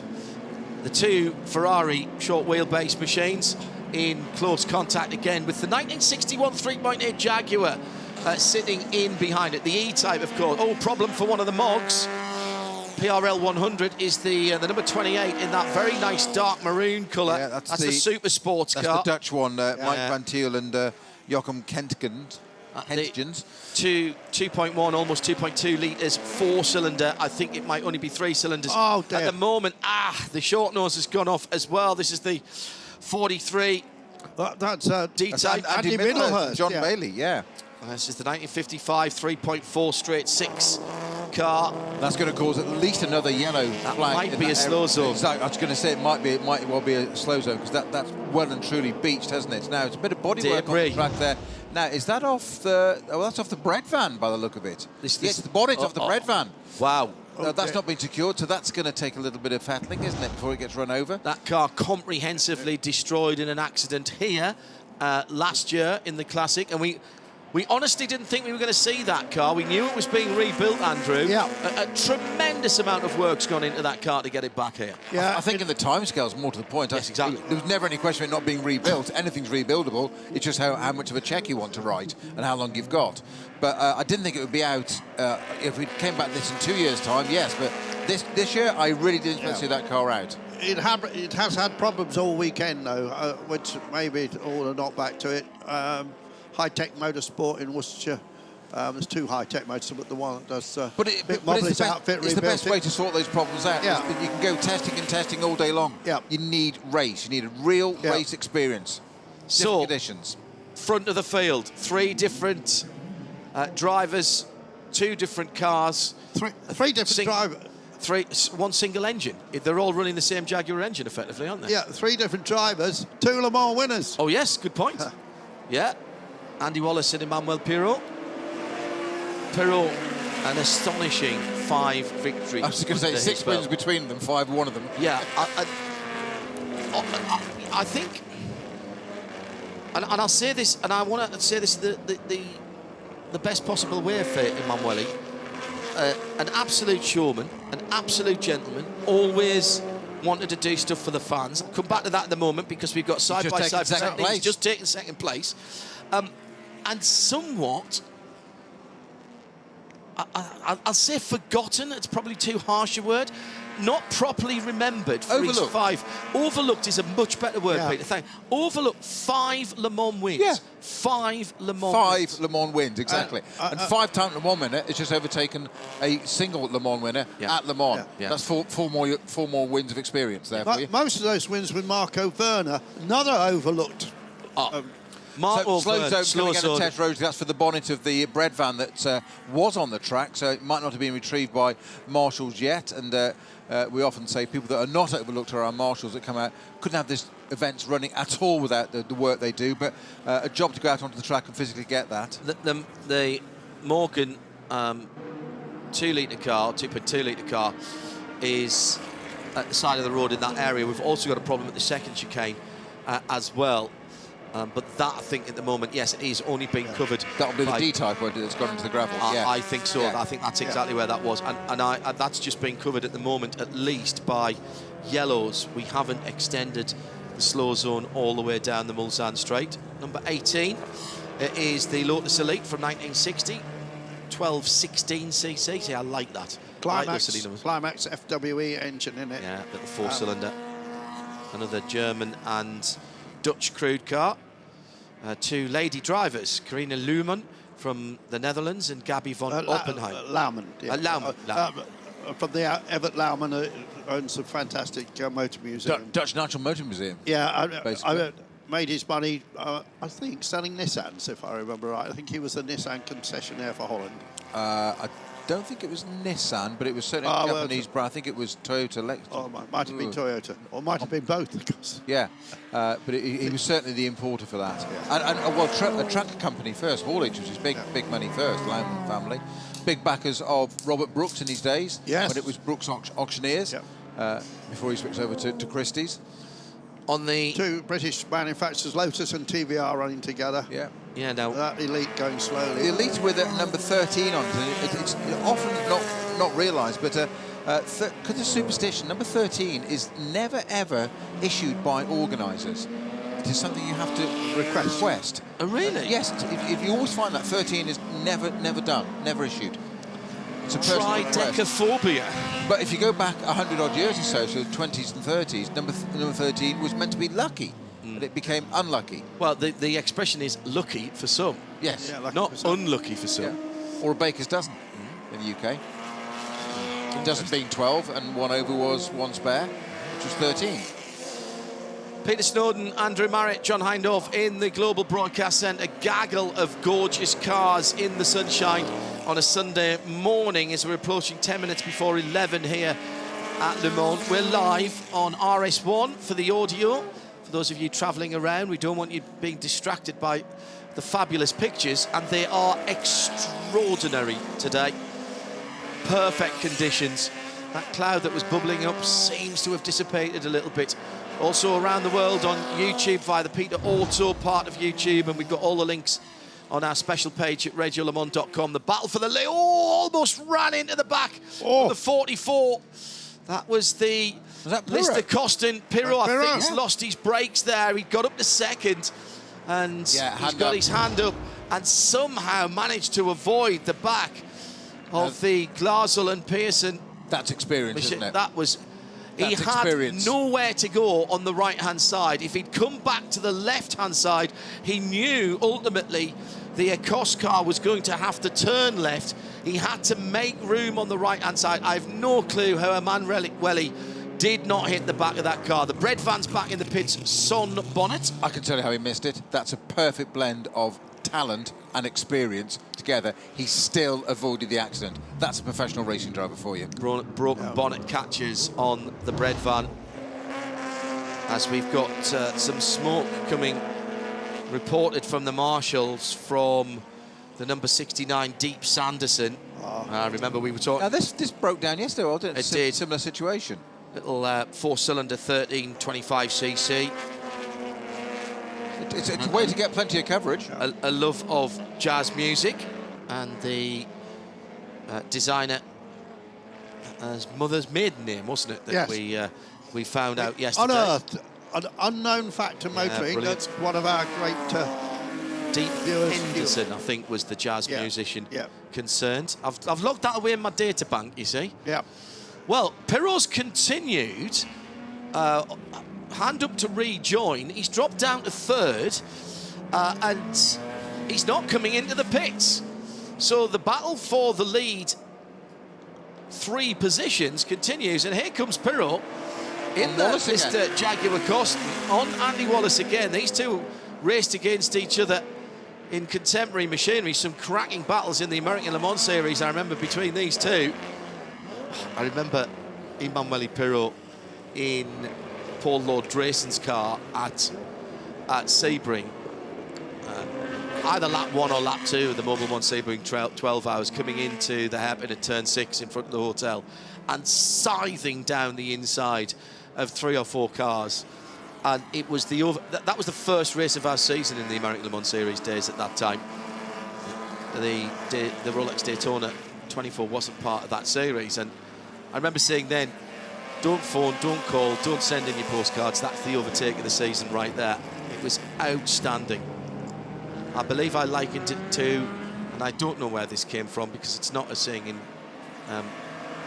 common parlance. I likened it to a thermal lance through a scod. Through a muffin, actually. Thermal lance, like a thermal lance through a muffin. Write it down. It's a gem. It's an absolute gem. It's going to get used again. I think. Just make sure you copyright it. I think in a strange way. Can he do the same again? Wrong with that? So was that a little misjudgment then from Pirot last time around? He's got into the first chicane this time without any problems. Now that is a Porsche this time, the number 80, and one of a number of early Porsches. This is a 1959 356 1600, flat 4 of course. All Mexican driver lineup there. The Guzmans, Francesco Guzman-Giraud, Bernardo Guzman-Villeneuve, and Pablo Guzman-Villeneuve, all from Mexico in that number 80 car. Well, 36 TV. Now was that a lot up from our leader there, because there was a little bit of tyre smoke, I think, coming into the second chicane. And Pirot, like a great white, smells blood and an opportunity there. Yeah, Gary Pearson certainly having a moment there, which is, if it was a driver error, very out of character for Gary Pearson. Let's remind ourselves, gentlemen, and those of you watching and listening, I think this was just a little lock-up. Yeah, it was more than a little lock-up, the right front. Big lock-up, yeah. Good cadence braking there. But let's remember, all of these cars are now into getting on for having run flat out round Le Mans for 2 hours. Yep. So, you know, they've done 2 43-minute races with a couple of formation laps. So we're probably over, in fact, even with what they've done now, they're probably, in racing terms, over 2 hours of racing. Now, yes, you've had the opportunity to have a bit of a tinker with them in between the plateau outings. But even so, Andrew, these cars, particularly the cars at the front, these cars have been worked incredibly hard. They are not on a demonstration run here. Absolutely not. But a D-Type, I've driven a D-Type. I've driven a genuine D-Type. I've driven a Lynx on the road. And that engine is just so tractable. It's so easy to drive. But meanwhile, look at this. The Lister goes into the lead. And Arnage down the inside. No problems with the brakes there, but drifts a little bit wide. And here comes the D-Pipe on the old crossover manoeuvre. They're side by side. The Costing the Lister Costa Jaguar a little bit wider, maybe moving a little bit more around. The D-Tribes drop back in to get a wee bit of a draft, coming very fast down towards the Porsche curves. There is a break here, settle the car down. There's a nasty bump in the road, so it almost looks like they're not going to turn in to the Porsche curves as the Lotus 9 spinning around. It's the number 54 car, and that was just the laws of physics taking over for 77NO. Yeah, Pirot with his 5 Le Mans victories using all his skill. But remember, you know, he was an up-and-coming Grand Prix driver at one time and originally drove for Benetton in Formula 1. Yeah, superb sports car driver. That's a flat iron. The 67 car at Arnage. Yeah. Oh, no. Oh. Yes. Left rear into the wall.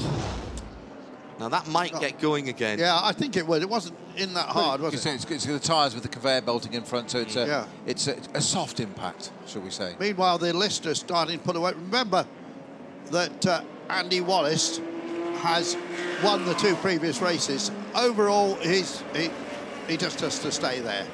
But that's not like Andy Wallace. The car with its Edinburgh number plate, RSF 302. Merchant Muse, of course, was the Edinburgh home of Courier Cos. Hello to Smelly Stocks and Garden Pete.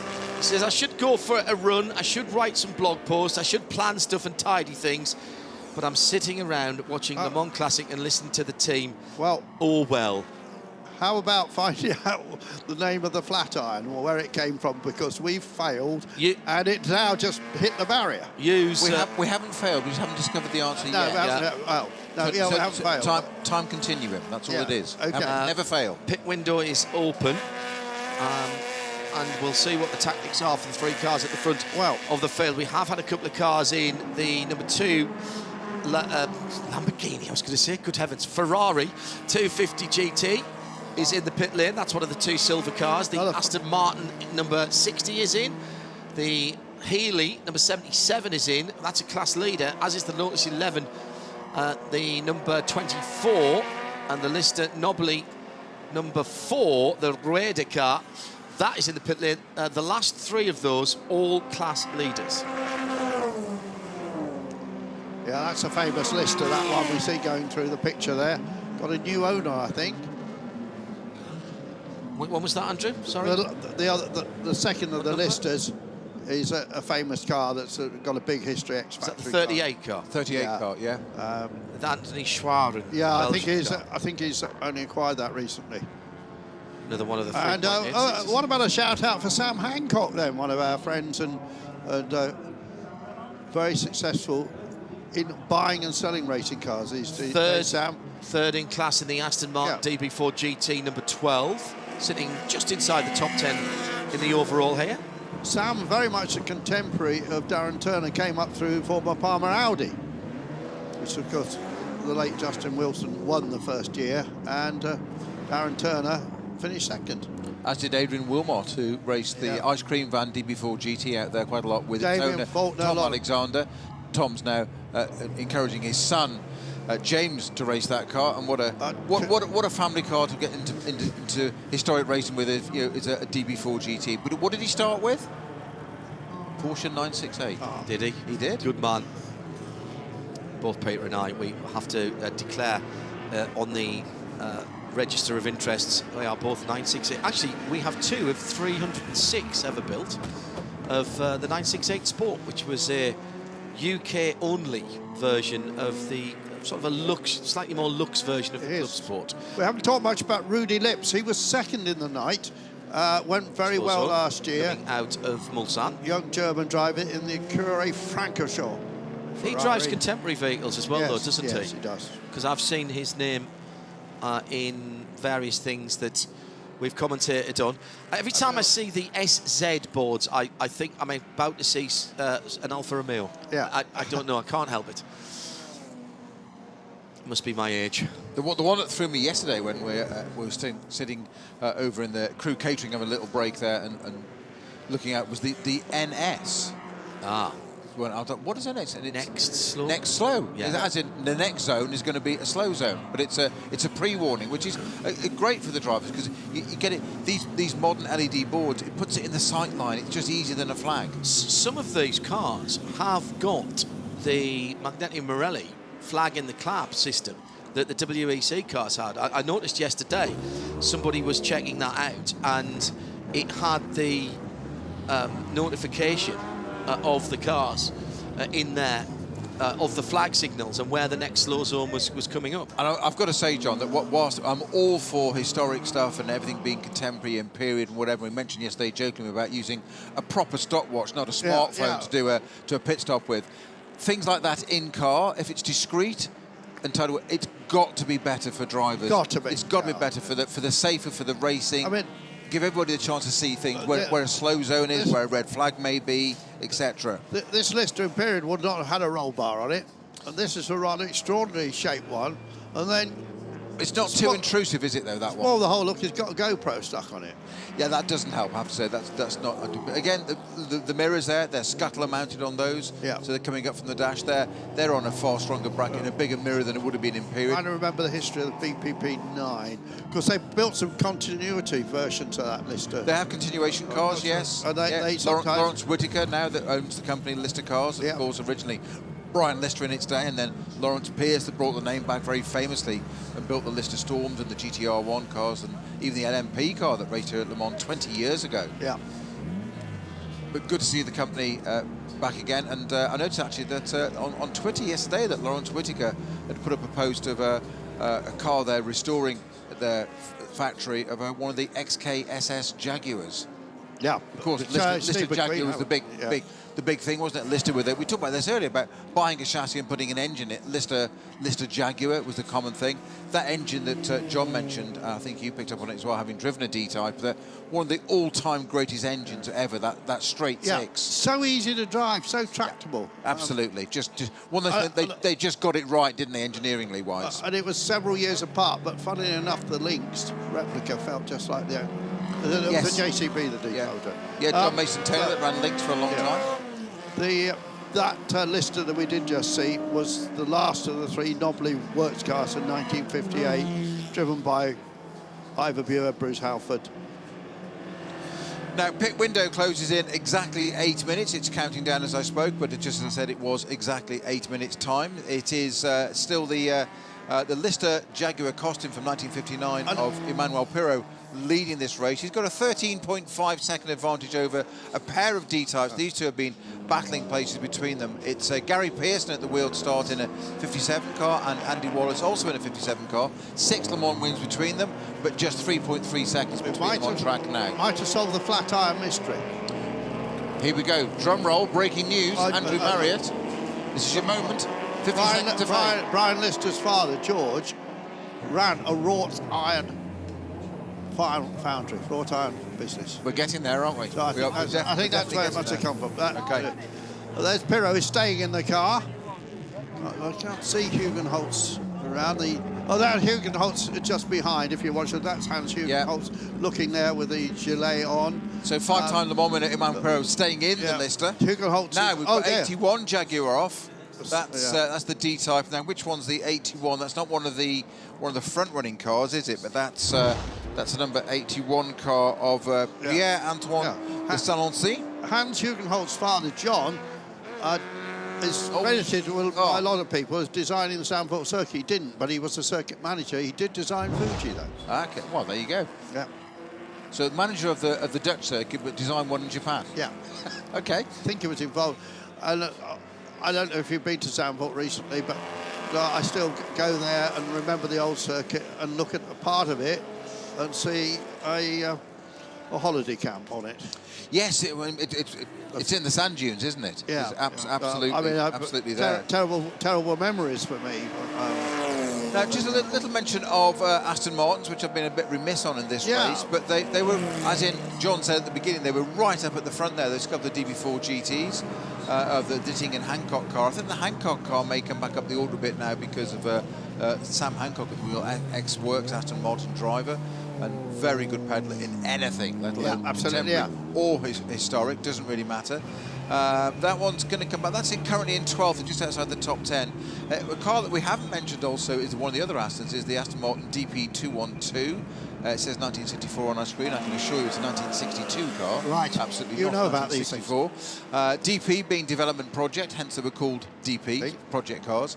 And brought about basically because Aston Martin retired from racing, as often manufacturers do when they've won everything. 1959, they won Le Mans, first and second, and the World Sports Car Championship. And David Brown's view was, well, that's enough, we don't need to do it. The French dealers said at the time, we need a reason to sell these cars. You've just won it, but we need to sell the cars, which is what we went back to in the first place, of win on Sunday, sell on Monday. It was particularly, actually, the French dealers that were clamouring for a version of the DB4 to be sold. So the factory reluctantly said, right, we'll have this, and we built the development car. They had the DB4 GT. You had the DB4 GT Zagato, which was a lighter body, but I would say arguably the DB4 GT was a slightly better handling car of the two. The Zagato was just a slightly lighter bodied version of it. So basically, Aston Martin factory said, let's build these development project cars, and we're basically, what do we need to beat? The 250 GTO was the car at the time. So I've always said that it's very, perhaps a little bit unfairly, and all my Aston friends and family now are going to sue me for this one, I'm sure. I've always said a project Aston was basically a GTO Ferrari painted green. That was the idea. That was the whole idea of it. That was the concept. That was the concept of it. If it wasn't, thank you. That was what I was looking for. If it wasn't in concept, it was a Ferrari beta, and still not actually in the metal. And there were three versions of it. Only 4 cars ever made. 3 versions. The DP212, which is in this race with Wolfgang Friedrichs, long-time owner of this car, 20 plus years now at least. He's owned this car. Bought it off a fellow German as well. This is the only car that ever existed. There were 2 214s, of which only one of the originals existed, and a 215 with a Dion rear end that wasn't very successful. 214 in 1963 still set the front-engined terminal speed record for a car here, 187 miles an hour, on cross-plies. No chicanes in those days. No chicanes, cross-plies, wire wheels, open-face helmet, and no belts. Just think about that. And I'll guarantee you that top speed wasn't right. I reckon that'll have hit its top speed before it got to the end of the straight. Well, they reckon theoretically it would do 198 miles an hour on a front-engine GT car. Madness. I think as a driver, you require certain equipment to pedal at that pace. And a certain lack of imagination, actually. So Martin Stretton just stepping out of the Oscar in the pit lane that we saw him driving yesterday, and he's walking away quite casually, so I'm guessing that's a retirement, not a driver change, as in just reading the body language there. 36 in the pit lane is the TVR Grand Tourer from 1963. Now, you think of TVRs of big, fire-breathing 6 or 8 cylinder cars. This is a 4-cylinder 1600. A couple of French drivers, Jean-Michel Godet and Nicole Berthet, in the number 36 car. Echoing what we said earlier, John, of those cars at the 50s, 60s, where you can have a simple lightweight chassis, a glass fibre body, put a variety of engines in. So that would have been a Ford. Was that a Ford Cross? Ford engine in those, yeah, most of those. But again, cars that sold to the public, even racers, great club racers, and the late great Jerry Marshall cut his teeth in TVRs of that ilk. I'm really taken by the Oscar Zagato in the pit lane now, the number 37 white and red car. That's again a 1600 cc inline 4. That is a very, very nice car indeed. Earlier on the weekend, the Museum of the 24 Hours with the display of winning cars in there, which continues all the way through till the end of this month now. We're in July, by the way, in case you'd forgotten. And there's been a steady stream. It's always worth a trip there, but this last couple of months has been absolutely extraordinary. Had a couple of our team from Haggerty Radio Le Mans over there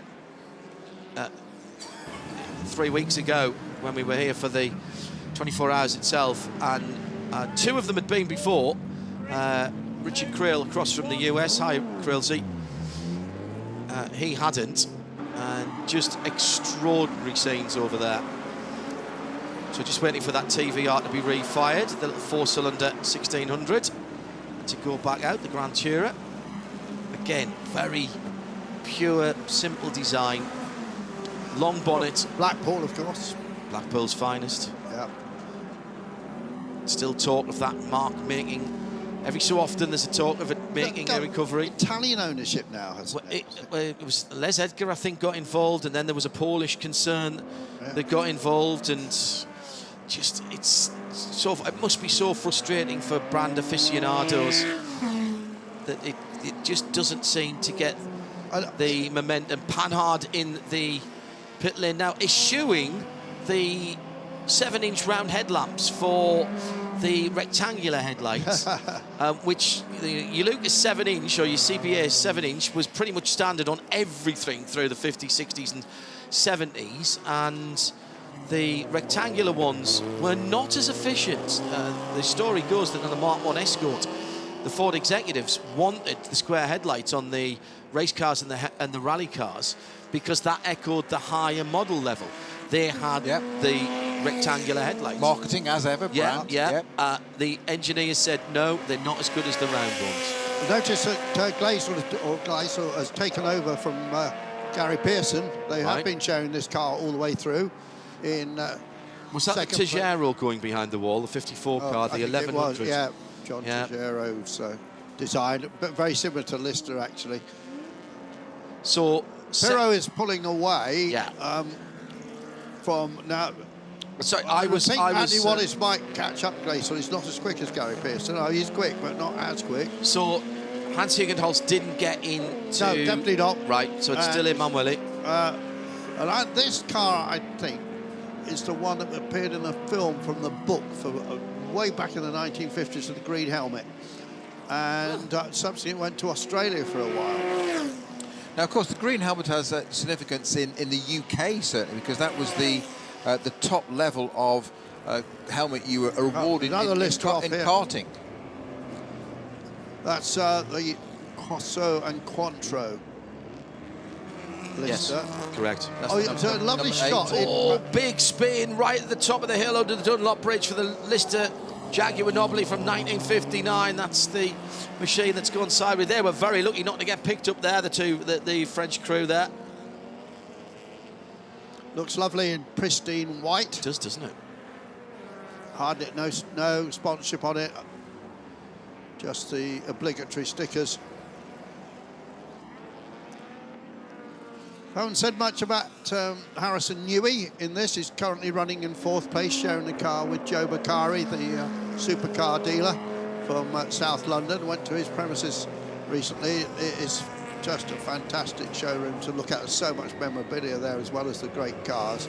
Met Joe properly for the first time when Hertz Team Jota were launching their livery down there. Andrew Cotton of Race Car Engineering and I took a trip down and not only looked at the fantastic cars in his showroom, but he took me to the workshops as well. Very, very tempted by a 550M that they had there. Surprisingly reasonable to buy. Yeah. Anyone knew what's your son Harrison is in 4th place. Harry Newey telling me Harrison, named after George Harrison, of course. Yeah, of course. Telling me that he's put his modern racing career to one side at the moment, concentrate on business, but he is still continuing historic racing, which he loves. As a matter of interest, what is Harrison Newey's business? Now, he doesn't work with Red Bull. He's some engineering. You're going to tell me he's a landscaper gardener? No, he's not. No, it's engineering based. I mean, very, very hard footsteps to follow, I'd imagine, there, with somebody like Adrian Newey as a father. First time I saw him, he was taken to a Grand Prix when he was about 6 years old, and I've forgotten who his minder was. It was somebody from the team. That's what we do. We all grow up around it, and it's osmosis, isn't it? Yeah. My father worked for the Sunbeam Motor Company, worked on the record breakers, the later record breakers. How has that fact only just come to light? Ah, there you are. Oops. The Sunbeam record breakers. I mean, come on. So my father was born in 1909. So, and he was there when he was 2021. So it was just the end of when they were building the record breakers. For listeners unaware, by the way, that Andrew Marriott is over 100 years old, by the way, so it's not surprising his father was born in 1909. He was making the cores for the moulds of certain parts of it. Actually, he was a pattern maker. Quite extraordinary. Just watching scenes of a lovely little bit of didn't need to be a slow-mo there, but Emmanuel Pirot bringing the Lister Jaguar into one of the chicanes on the Mulsanne, and it was literally that snaking under braking. Just he's not hanging around with 8.5 minutes to go of this race. Ex-Courier Costcard, a great team, and the name continues even to this day, of course. And Hugh McKay resurrecting or continuing the name. Lotus Elite there in the proper Lotus Elite colours. That's not one of the factory cars. This is the white and green car that's heading down towards the second chicane at the moment. Most famous driver to drive one of those was Jim Clark's number 2, Trevor Taylor, the guy that raced in the yellow race suit, one of the first person not to race in a blue race suit. I was a bit involved with that team. The car's run by a guy called Ron Bennett, still alive to this day, and the team was run by a second-hand car dealer, or a Lotus dealer, called David Buxton, as we see the 63 car. Lola, isn't it? The 63 is Lotus 15 from 59. And this is... I meant Lotus and said Lola. I do not know why. Shoot me now. Sack me behind off, quick. I just finished this little story. So Trevor Taylor wasn't always with the team. It was owned by David Buxton, who always wanted to drive the best one. Trevor knew which the best of these 3 elites was, and he made a secret mark in the car. So when he turned up, because remember these elites would race in big meetings alongside even non-championship Formula 1s, he'd look in the car and say, "Excuse me, I'm not in my car. The mark's not there, David." David Buxton did subsequently spend time, At Her Majesty's pleasure. Yes, he did. It was the thing that suddenly, like Southern Organs, he was leasing cars to 2 or 3 separate people, the same one. But anyway, there was great drivers of that team. James Allen, a well-known journalist and now the president of Autosport Group and some Motorsport Group.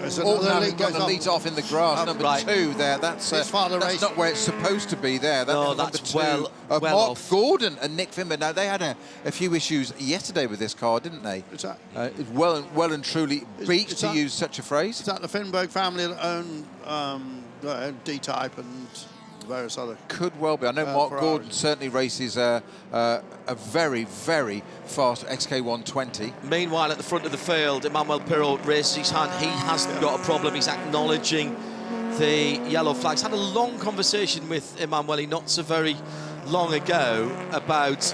He's a FIA top-class steward now. Quite often is the driver advisor in Formula 1. And we were at another classic meeting, actually, and he and I had a coffee together. And we were discussing the various... His box in there, look. Oh, he's fine. He's got his hand up. Now, does that mean he's... No, he's just... Again, it's yellow flags. He's just letting everybody know. We were discussing the various merits of different ways of neutralising races. And he then came out with a statement that almost made me spit my coffee out. If I'd been somewhere else other than in polite company, I might have done that, where he said, and I can't do the accent, but imagine this in Emmanuel Pirot's beautiful sing-song musical Italian accent. He said, "Of course, John, we wouldn't have to do this if the drivers would recognise yellows and double yellows and act accordingly." Round of applause. And I looked at him and he went, "What?" And I went, "What, like you did?" He went, well, that was different." The list on the side of the track, the white one, TVR in front of it. That was the car that went off at the Dunlop. Correct. Got some damage on the left rear. Pirot, lights ablaze now, all 4 lights ablaze on the Cambridgeshire-built machine. Now, I'm just wondering, that number 8 list that was at part at the top of the Dunlop, the 2 French drivers, yes. but it had damage on the rear left wing. I just wonder if we saw the end of that. It's had a touch already and then gone anti-clockwise, ended up facing that way rather than spun on its own merits, shall we say. I think maybe it had a little bit of the thing that's not allowed at Le Mans, outside assistance. Not in that respect. So coming down to the last 4 minutes of this, we're going to stay on air. Just a little bit of change of schedule here, because we are about 30 minutes behind schedule this morning. So we're going to stay on air for Plateau 4 because we haven't seen it. That will be next. And then we'll take a shorter break before we head into 5 and 6. Also, we haven't seen another 3-year Plateau. So coming up next, including the glorious Ferraris and Bizzarinis and Porsches, 1962 to 1965. We'll be back with that after the conclusion of this race in about 4 minutes' time. And a slightly shorter break. So if you're here at the track, in particular listening on RS1, and then just be aware that our break will be slightly less than the 1 hour advertised. If you're at home, that means you have less time to nip out and mow the lawn, wash the car, or whatever Sunday jobs you've got to do today. Beautiful weather here. Temperature creeping up towards 20 Celsius. It's forecast a little over that today, although clouding over this afternoon. Track temperature hovering around 20 Celsius as well. Pretty much perfect conditions, although inside some of these old cars, just particularly the front engine cars, will get a bit toasty. Everybody wearing modern 3-layer Nomex with an extra layer of fireproof underwear, of course. Which, of course, is the most inappropriate clothing to be wearing to do a workout, which is effectively what you're doing in one of these cars, because they're far more physical than you realise. Modern cars, you're subjected to massive G-forces because of aero. These cars are mechanical grip, but they're so much more immersive, driving them heel and toe, braking, all the work you've got to do. And the steering, there's no power steering on these things, and never will there be. The day you put that on, stop racing them, along with the roll cage. He needs to get his eye in, Gassel here, Gassel, because he's in the GT40 the next race. Oh, okay. And in the night, with Seb Perez, they actually won the race. Time penalty for the second place car for a pit stop infringement. That's 45-second time penalty. How's that going to impact on the overall? Yeah, good point. That's also for Andy Wallace. Andy Wallace has got a 45-second time penalty as well. So that is significant at the front end of this field with just on a minute to go.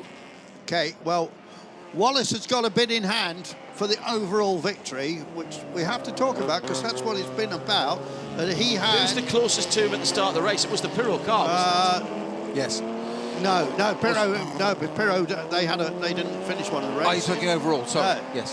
Strange enough, it's Lips who was 57 seconds behind. Well, Lips is going to go ahead of Wallace, but probably not by enough. He's at 11 seconds back from Andy right now. Problem at the Dunlop chicane. So Andy's got 45 seconds on. Take the 11. No, 20. So he's 10 seconds ahead at the moment. 12 seconds between them. It's very close. Very, very close. Okay. So if you take 45 off Andy's lead, which was, what did you say? Well, over Lips, he had 57 seconds. All right, so that leaves him with 12 seconds, and he's got another 12 seconds in hand at the moment. Yeah, so he's fine He's okay right now. Alan Prosser with us today. Hello, Alan. At Lanzarote Camel, just tweeted in at RSL Studio. Makes you wonder how the cars from yesterday managed to stay on the road compared to how we know now, considering they were running on biscuits for wheels and tyres. You are not wrong there, Mr. Prosser. Hope everything's busy. Checker flag falls. There's the winner going through. Another win for Pirro at Le Mans. Is that his sixth? 7-time winner now, 6-time winner now. Well, yeah. Don't know where I did the 6th one in there between, but yeah, Iman Pirro, great drive there. Pearson, it should be, that's in second place. You said, John, that he's got enough time in hand to do that. There's Hugenholtz. Well, he's only got 45 seconds. He's only got 11, 12. I think he's going to drop down in the overall when they come through. I'll wait for that to be applied, and Wallace will drop down as well, because they both had 45 seconds. What I didn't see if there was any other from the pit stops. The Ferrari 250 GT, the Newey McCowry car, might go up to second. It might, yeah. Yuri, yes, it has done. That's just corrected, excuse me. I think the Lips car will move forward as well in this race. The number 26, Lister Nobili, the 3-litre car. Yes, it has.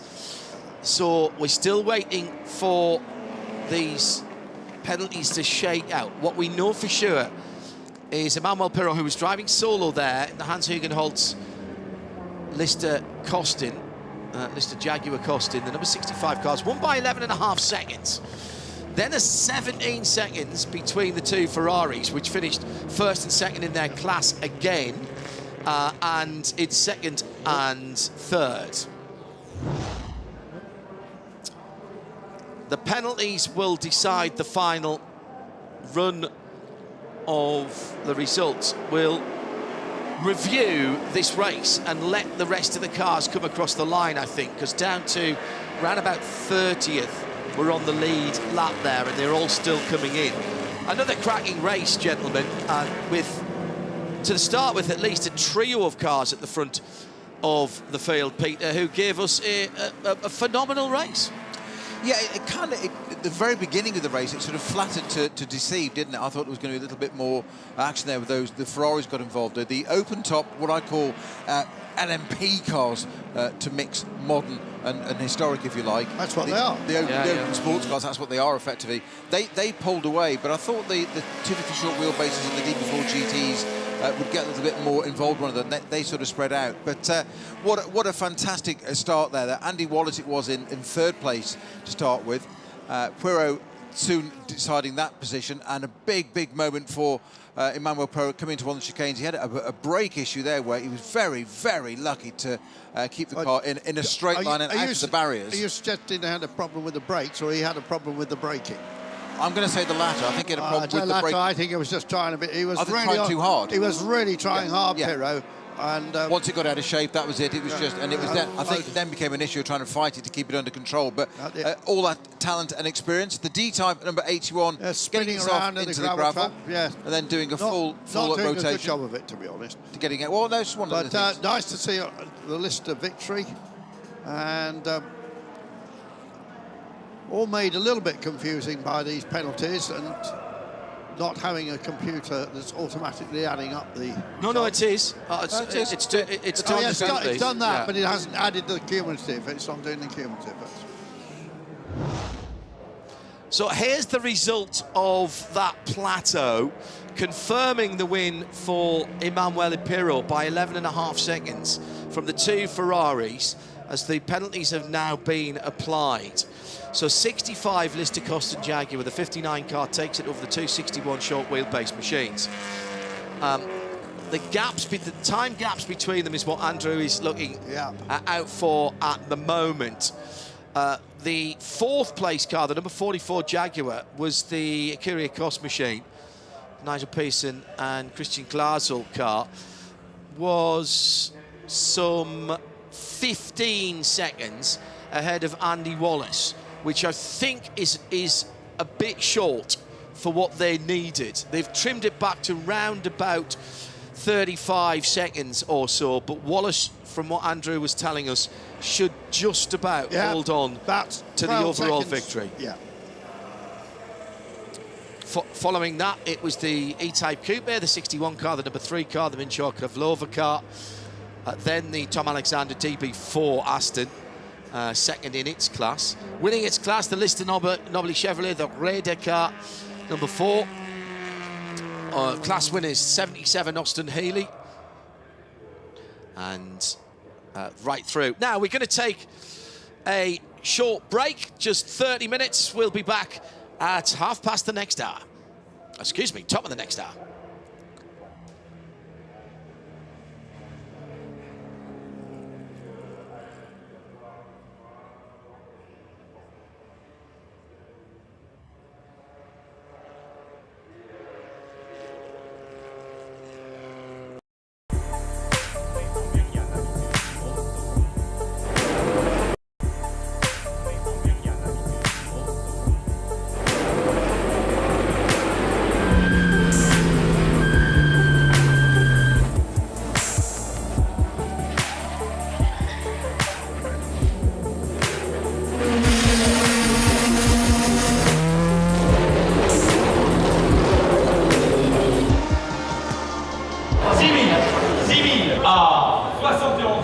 À 300 000, on adjure.